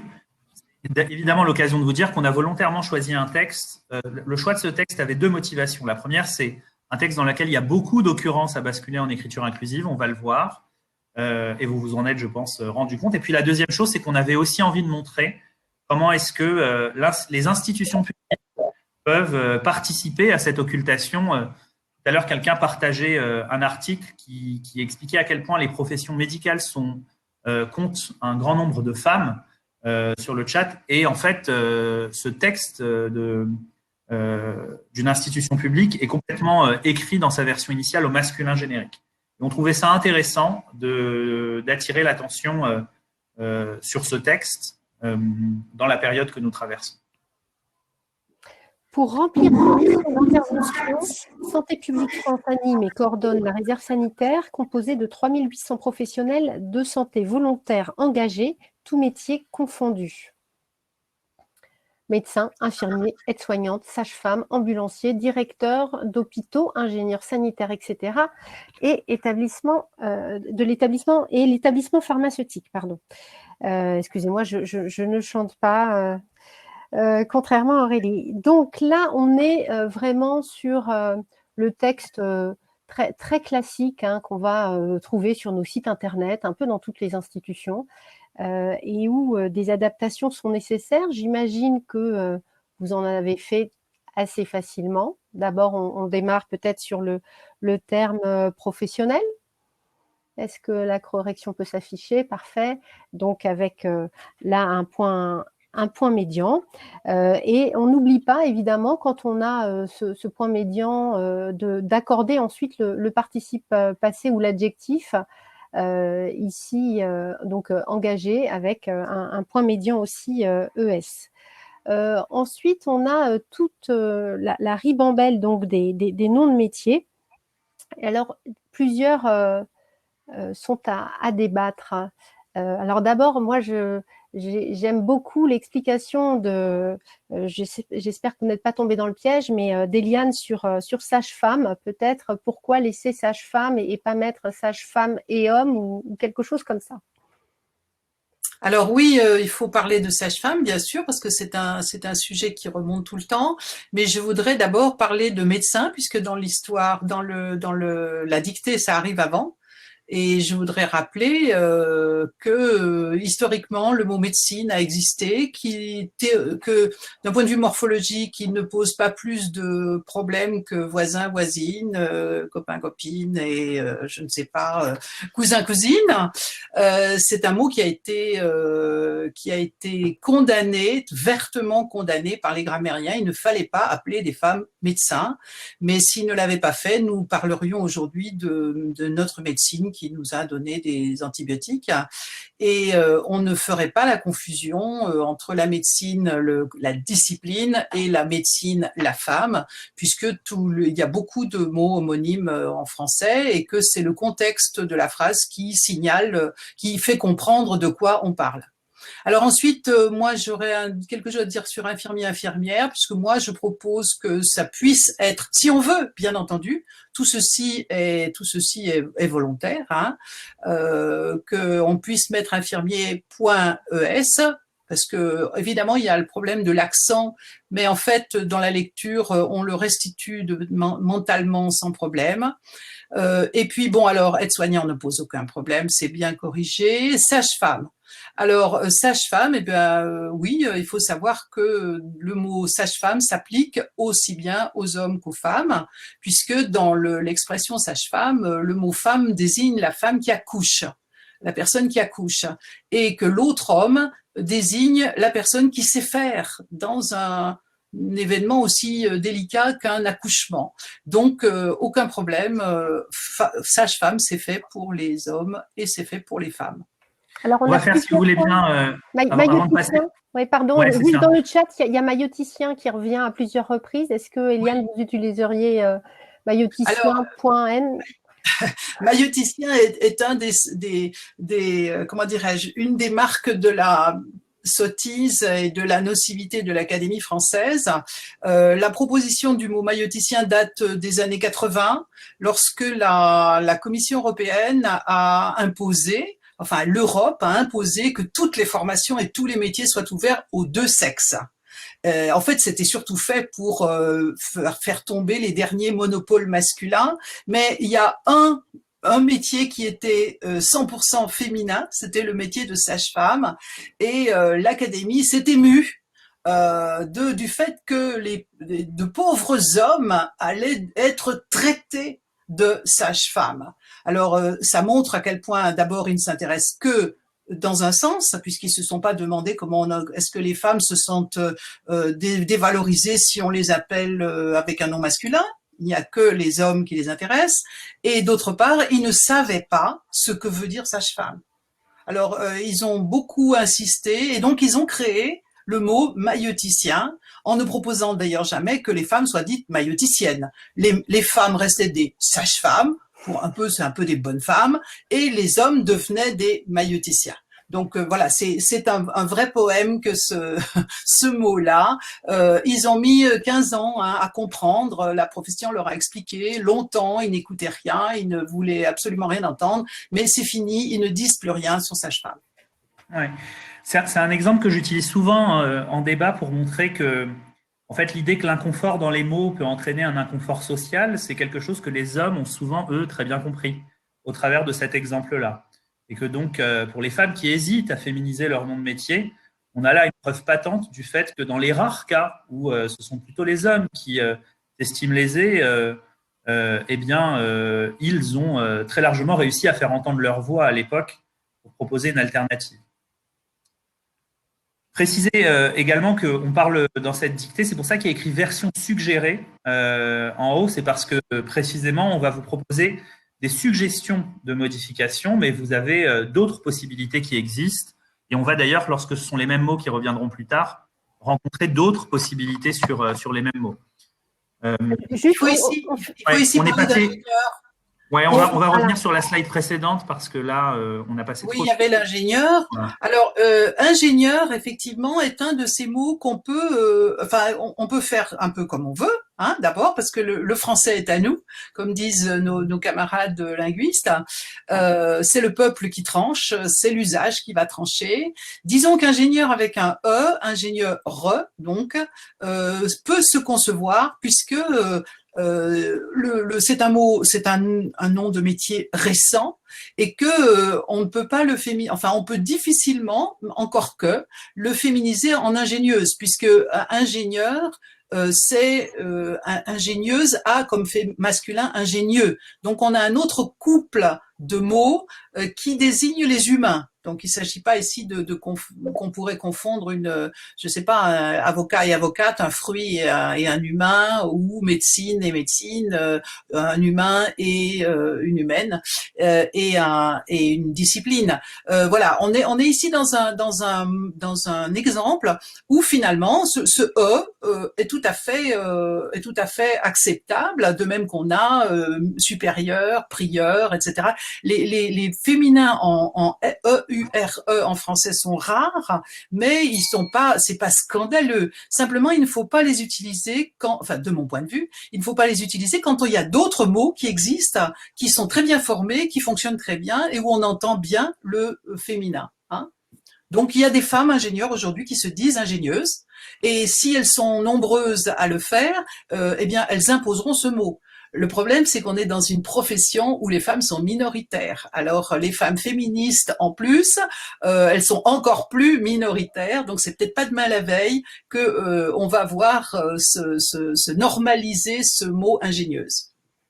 Voilà, le mot ingénieur est aussi le choix qui a été fait par l'école d'ingénieurs du CNAM, qui écrit ingénieur EUR.ES. Qui va sans doute participer à la promotion dans les usages, dans la pratique de cette forme-là. On peut passer sur la slide suivante. Alors, dans cette phrase, pas de modification, chikungunya, c'était une référence à l'exercice classique de dictée, et on espère que vous avez su l'écrire. L'objectif de cette création était de disposer de professionnels de santé volontaires pouvant être mobilisés par l'État très rapidement en cas de situation sanitaire exceptionnelle. Là, on a de nouveau ce mot professionnel. Donc, on vous a montré dans la slide précédente qu'en fait, on pouvait mettre un point milieu parce que EL et E2L, eux, sont assez proches. On peut aussi rechercher une alternative épicène. Et ici, le mot personnel. L'objectif de cette création était de disposer de personnel de santé volontaire. Va nous permettre derrière de ne pas avoir à mettre aussi de point milieu sur le mobiliser.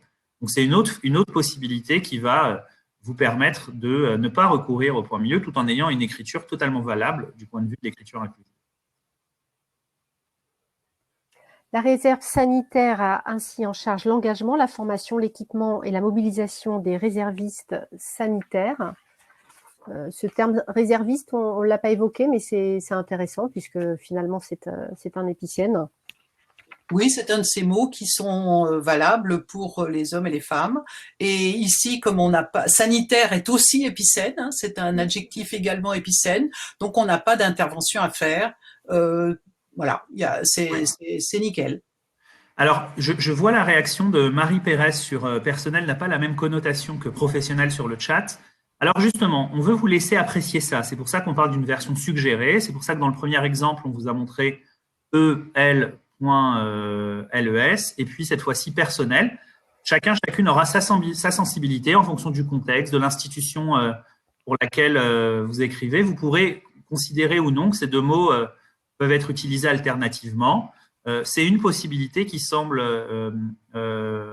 possible par définition, puisque c'est une possibilité, mais peut-être que vous considérerez dans certains contextes qu'il ne faut pas le faire. On vous laisse l'apprécier. Oui, je pense que dans chaque contexte, on sait quels sont les bons synonymes. Et évidemment, si c'est pas le bon, ben, il faut pas l'utiliser. Hein. Il faut tourner la phrase d'une manière qui représente vraiment ce qu'on a envie de dire. On a ensuite donc dernière phrase, une phrase qui est, de mon point de vue, la plus emblématique de l'occultation de l'accession par des femmes à des positions qui sont des positions dans la haute administration publique, puisque là, on a un directeur général d'une ARS, et donc en fait, l'institution met en scène, c'est l'idée que cette fonction ne peut être occupée que par un homme. Et donc, l'écriture inclusive va ici jouer à plein pour rendre visible l'autre possibilité, et donc c'est typiquement un endroit où j'insisterai par l'utilisation des deux mots plutôt que par une autre option du directeur ou de la directrice générale. On utilisera ici, parce que c'est ce qui vient le plus naturellement, l'accord de proximité. On accordera général avec directrice. Eliane, cet accord de proximité, c'est quelque chose sur lequel tu as des choses à nous dire. J'ai bien envie de t'écouter sur ce point. Bah, disons que c'est la manière dont l'ancienne langue, nos ancêtres résolvaient le problème quand effectivement on a plusieurs mots qui doivent être accordés avec un adjectif ou un participe passé. Nos ancêtres se posaient beaucoup moins de questions que nous. Soit ils accordaient avec le dernier mot qui a été prononcé ou qui a été écrit, comme c'est bien montré ici, le directeur ou la directrice générale, c'est tout à fait spontané, c'est tout à fait naturel. Tout le monde comprend que général se reporte aussi bien à directeur qu'à directrice. Et puis, il y avait d'autres manières il y avait d'autres types d'accords, mais qui ne se posent pas ici du tout, qui sont lorsqu'il y a un des mots de l'énumération qui est beaucoup plus représenté que l'autre ou qui a une valeur plus importante que l'autre. Et dans ce cas, on faisait des accords au choix, comme on appelle des accords au choix, des accords jugés, pensés, mais ce n'est pas le cas. Ici, c'est le plus spontané, le plus logique, c'est l'accord de proximité. Alors, je vois beaucoup de réactions sur directeur ou directrice générale. Donc, sur la majuscule, on a respecté le texte tel qu'il a été écrit par l'institution. L'institution a mis une majuscule à directeur et donc on l'a gardé. 2, on peut en effet remplacer peut-être par la direction générale, c'est-à-dire par une reformulation englobante. Mais d'abord, il faut se poser la question de la justesse, parce que ce texte a peut-être une valeur réglementaire, et s'il précise le directeur général, c'est peut-être pas pour rien. Mais surtout, on viendrait là, de mon point de vue en tout cas, occulter le fait que cette position peut être occupée par une femme. Et donc, pour moi, c'est justement, je préférerais à titre personnel l'énumération, même si l'autre version est possible.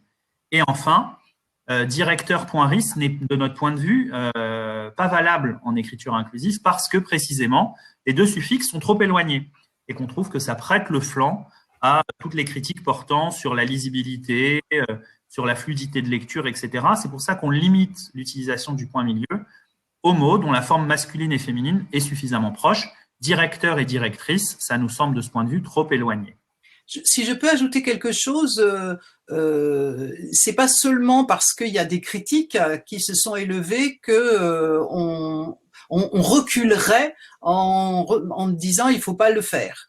Moi, je n'ai jamais été d'accord pour directeur RIS ou pour directeur TRIS, car il y a une différence entre ces deux mots et enseignant, enseignante ou enfin les termes professionnels qu'on a vu, professionnel qu'on a vu avant. La différence, c'est que dans un cas, il n'y a qu'un ajout, c'est-à-dire que le mot masculin est entier. On le voit en entier. On voit également le mot féminin en entier parce que le mot féminin consiste à ajouter une lettre ou deux.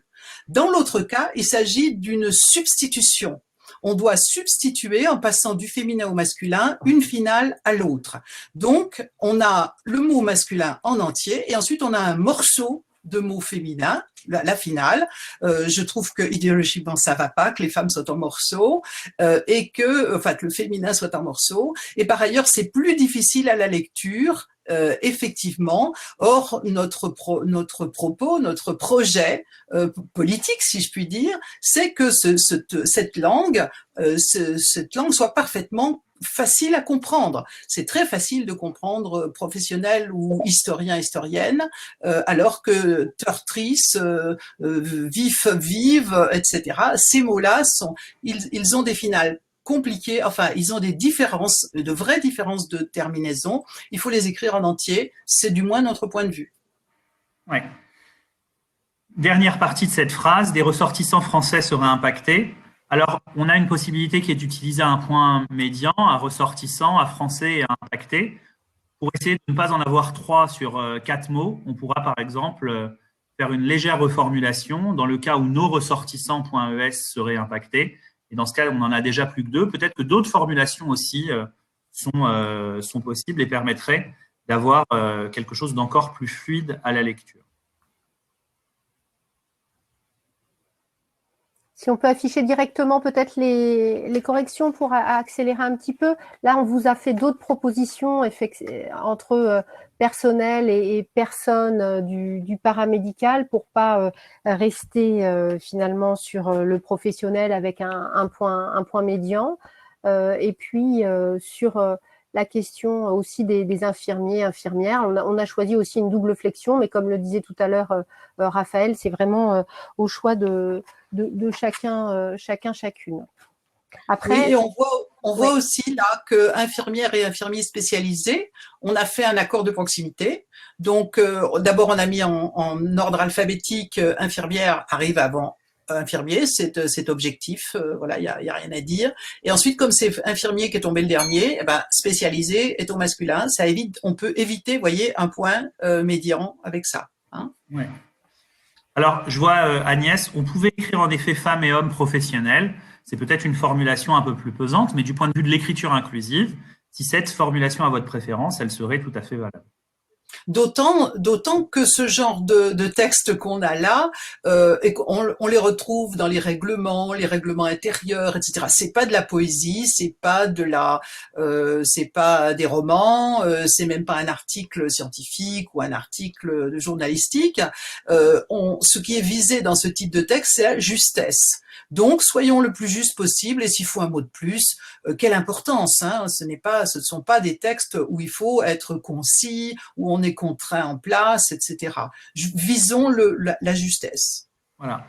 Et puis, on a ensuite une longue litanie à nouveau de noms de métiers qui a été formidablement chanté tout à l'heure. On ne va pas y revenir, peut-être attirer votre attention sur le fait qu'on a là quelque chose qui, de mon point de vue, dans ma pratique, dans mon expérience, me semble assez représentatif. C'est-à-dire que beaucoup de noms de métiers se trouvent être épicènes de par leur nature. Et on en a ici un certain nombre, infectiologues, épidémiologistes, mais aussi pédiatres, mais aussi cadres de santé. En fait, on a cette chance en français qu'un certain nombre de mots se trouvent être spontanément épicènes, et donc c'est parfois assez commode lorsqu'on a à faire passer un texte en écriture inclusive. Ça vaut le coup de se poser la question de est-ce qu'une reformulation épicène existe, parce qu'elle existe souvent. Et peut-être un tout petit mot, parce que je vois agent.e, et c'est vrai que ça fait partie des termes, notamment la mairie de Paris, avec une campagne d'affichage agent.e, avait été très critiquée, où on entend encore ces arguments, mais c'est pas beau. Eliane, quel truc pour répondre au c'est pas beau? Alors, agente est tout à fait normal. Ça fait partie, encore une fois, de ces termes qui sont très très vieux, au masculin comme au féminin. Simplement, que chaque fois qu'on nous dit que c'est pas beau, ou que les gens tiquent, ou qu'on se demande si on va pouvoir le dire, etc., demandons-nous de quoi nous parlons. On ne parle jamais de coiffeur, coiffeuse, on ne parle jamais de livreur, livreuse, on ne parle jamais je ne sais pas moi, de traducteur, de traductrice. On parle toujours de termes qui ont été identifiés à des fonctions masculines ou qui l'ont non seulement identifiés, mais qui ont été construits comme des métiers masculins que les femmes ne pouvaient pas faire. Les femmes n'ont pu entrer dans la fonction publique qu'à la partir de la fin du 19e siècle et pour tous les métiers supérieurs au milieu du 20e siècle. Donc notre problème est seulement là. Notre problème est seulement là, il est politique, il est historique, mais il n'est pas linguistique. Donc agent, c'est toujours, c'est très bien. Et il faut demander aux gens qui trouvent ça pas beau, quels sont les autres mots qu'ils trouvent pas beaux. Et en général, on retombe sur des féminins, de profession où les femmes sont entrées il y a peu de temps. Ouais. La perle sur ce sujet, c'est quand même l'intervention médiatique de Bernard Pivot il y a quelques années, qui avait dit qu'il n'aimait pas écrivaine parce qu'il y avait veine dedans, ne se rendant pas compte que dans écrivain, il y avait le mot vin. On montre bien que la formation et la manière dont on ressent un mot est quelque chose de totalement subjectif et qui peut rendre aveugle sur quelque chose qui sauterait aux yeux d'un enfant. Sourd plus exactement. Et sourd. Alors, il y a beaucoup de questions sur le chat. Donc, on peut peut-être y répondre rapidement. Comment est-ce qu'on accorde médicaux lorsqu'on écrit agent.es? C'est difficile. On va à cet endroit-là essayer d'être à droite et à droite, et donc on évitera sans doute, en tous les cas pour ma part, j'utiliserai à cet endroit-là l'accord de proximité comme ça a été fait là. Mais c'est vrai que si j'utilise un point milieu, ça deviendra tout de suite plus compliqué. Est-ce que, Eliane, toi, tu as une solution? Si on avait écrit agent.es, est-ce qu'on aurait dû mettre médicaux ou médical après? Alors, peut-être il faut se demander comment on le dirait à l'oral. Et à l'oral, on dirait des agentes et des agents médicaux, me semble-t-il. Ouais, c'est une possibilité. Voilà, c'est une possibilité. Ensuite, à l'écrit, on se débrouille. Enfin, on voit comment comment on est parti, comment on a envie de résoudre le problème.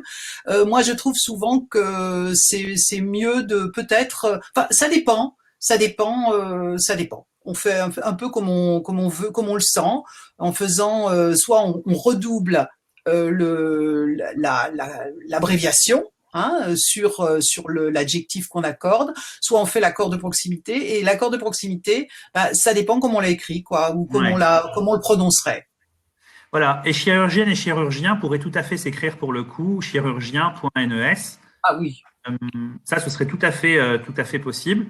Moi, à titre personnel, j'aime bien sur les métiers qui sont prestigieux, traditionnellement, qui sont considérés comme élevés dans la hiérarchie sociale française, insister par la double flexion sur le fait que ces positions peuvent être occupées par des femmes ou par des hommes.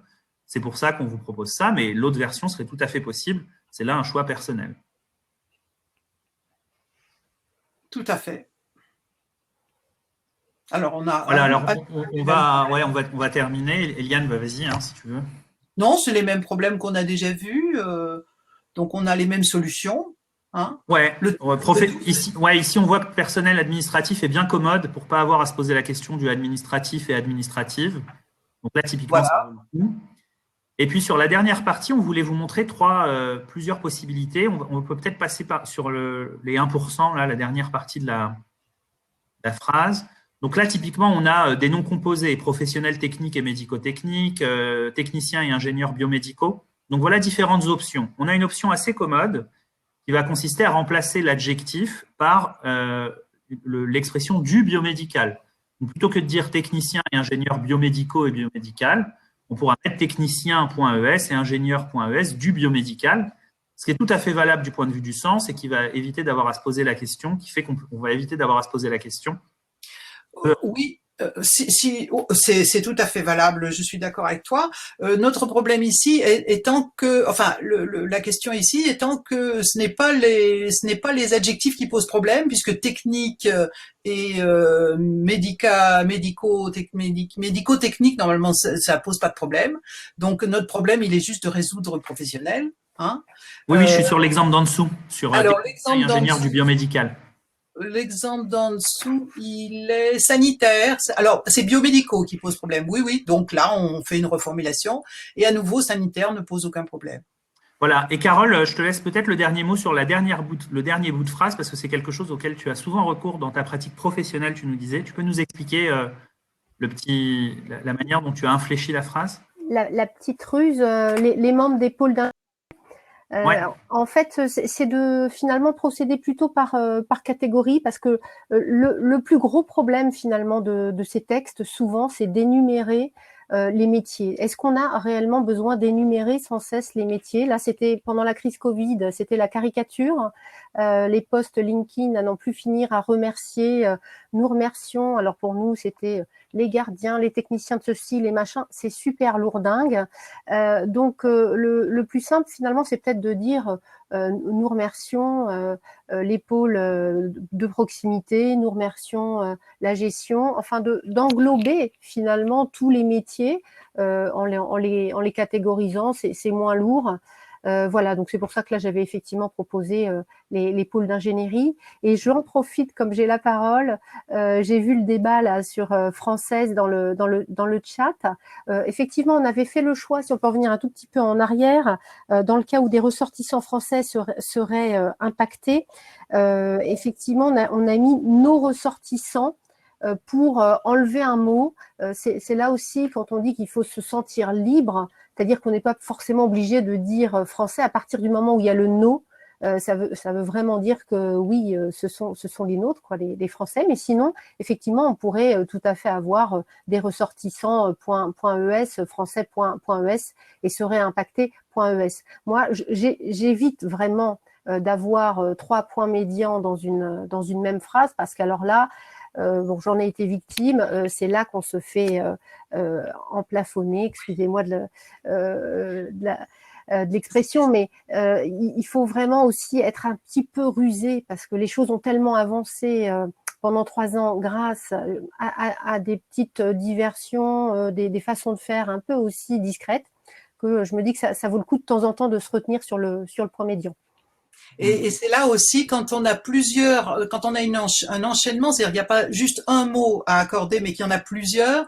C'est là aussi que l'accord de proximité rend des services. Par exemple, ici, il suffit de dire des ressortissants et des ressortissantes et des ressortissants. Donc là, on l'écrit, on le dit en entier, les 2 mots, et ensuite on fait l'accord de proximité. Donc ça donne des ressortissantes et ressortissants français seraient impactés au masculin. Parfait. Mais c'est juste. On est dans l'ancien système, si vous voulez, mais non, parce qu'on a bien mis le mot ressortissante, donc on sait qu'elles n'ont pas été invisibilisées. Parfait. Voilà, on est arrivé au bout de cette version suggérée. On a essayé encore une fois, de choisir un texte dans lequel il y avait beaucoup d'occurrences et de vous montrer la grande diversité de possibilités. On vous laisse évidemment cheminer, faire votre propre réflexion. Moi, ça m'intéresse de savoir, est-ce que parmi les personnes qui sont avec nous, certaines ont fait 0 faute. Vous pouvez partager avec nous sur le chat. Et puis, pendant ce temps, je vais demander à Aurélie de bien vouloir nous retrouver sur scène à nouveau.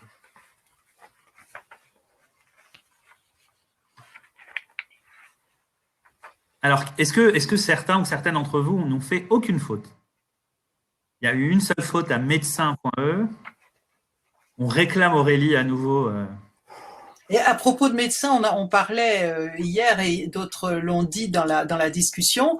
Oui, s'il n'y avait pas médecin, on pourrait mettre docteur et doctoresse, sachant que le féminin de docteur est doctoresse et qu'il faut le revaloriser aussi et qu'il a été dévalorisé pour les mêmes raisons que les autres mots mis dans le placard. Ok. Alors, il n'y a pas grand monde qui réagit sur le 0 faute. Est-ce que certaines ou certains d'entre vous ont fait moins de 3 fautes, par exemple, disons 3 occurrences qui n'ont pas été vues, qui n'auraient pas été vues? Grosse faute avec ingénieuse. Merci Aurélie de nous avoir retrouvés. Et merci pour ce moment génial tout à l'heure de lecture et puis de lecture en chanson sur différents tempos en plus.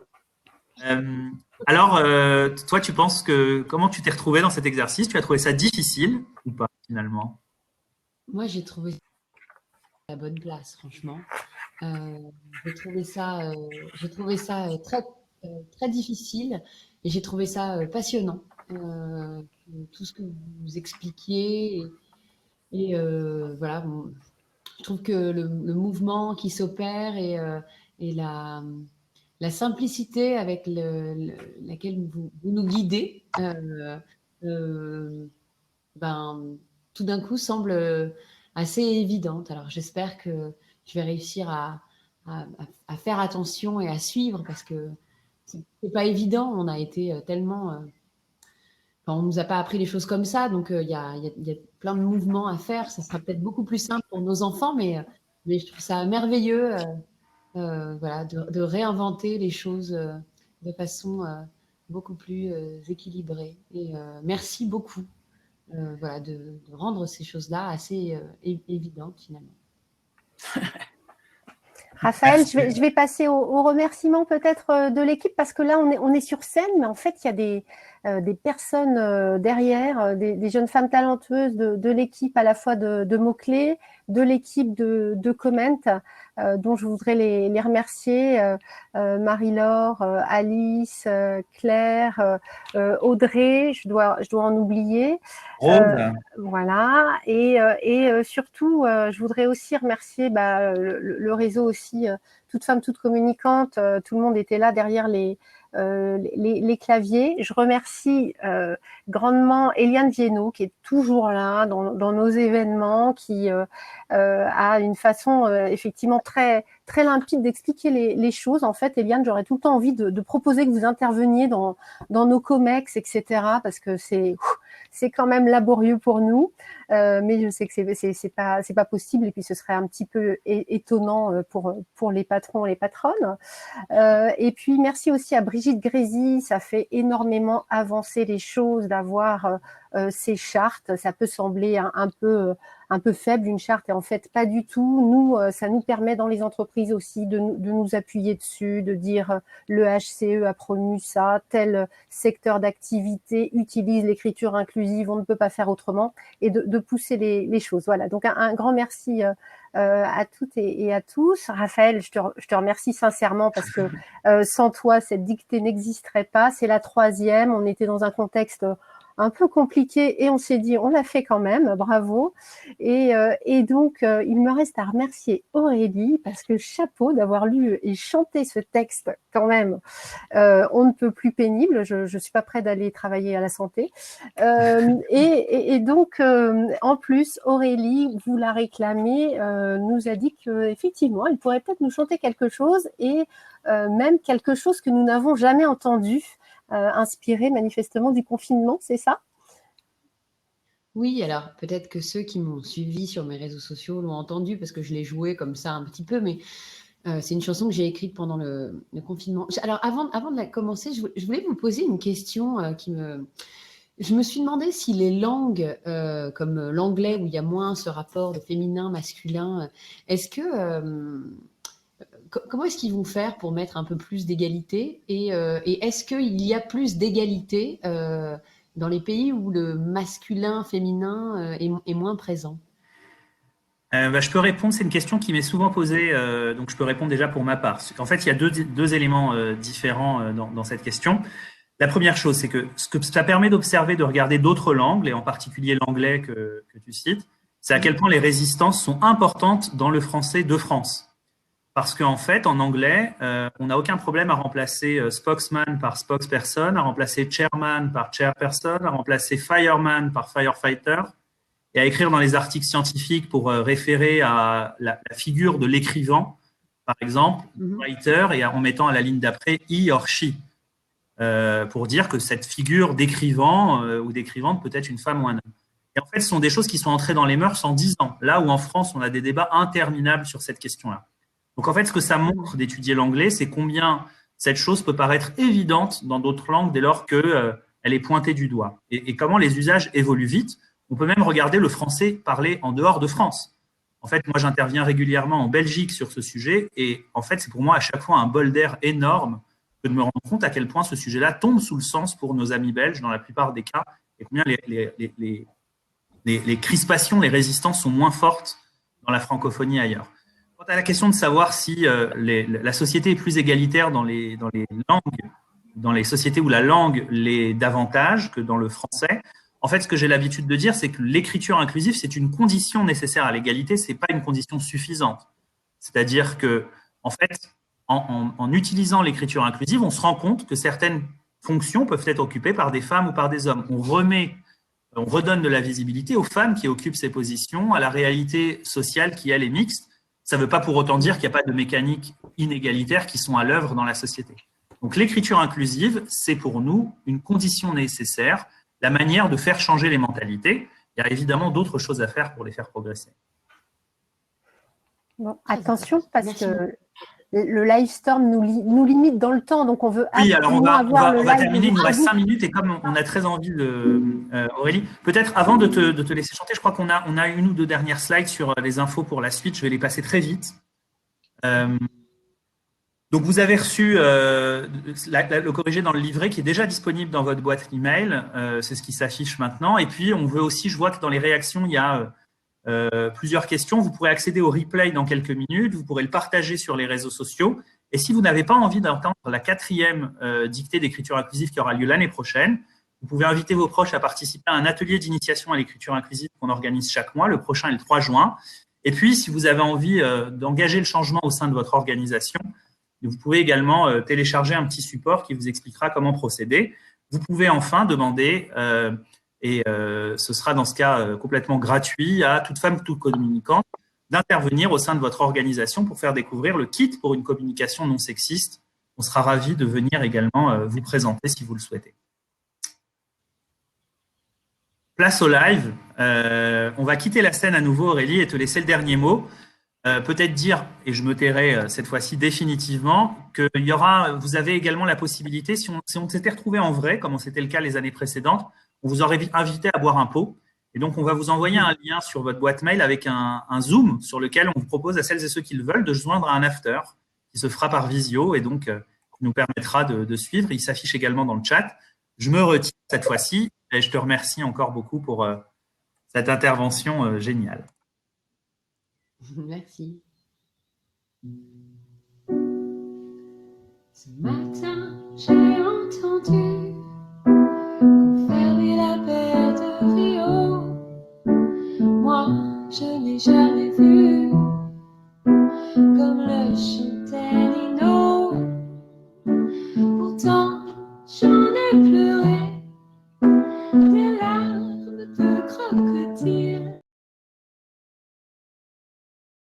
Si loin, si près, Picard et le Brésil. Ça, ensemble, c'est fou comme la solitude nous rassemble. Vivant ta peau, vivant ta voix. Ça, ensemble, qu'un vent nouveau nous rassemble. Vivant ta bouche, vivant tes bras.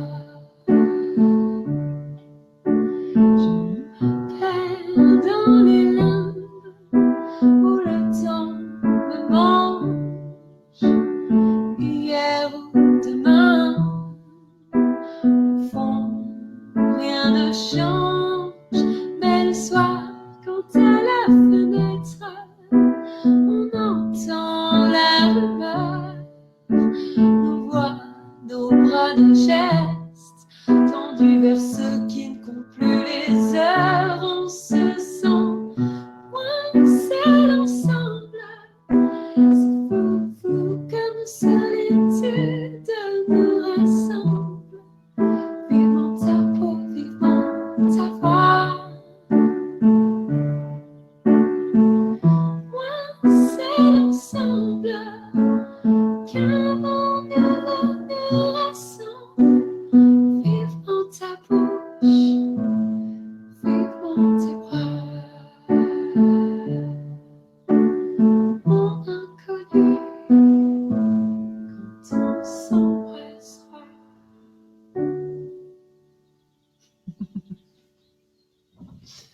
Bah voilà, je vous embrasse.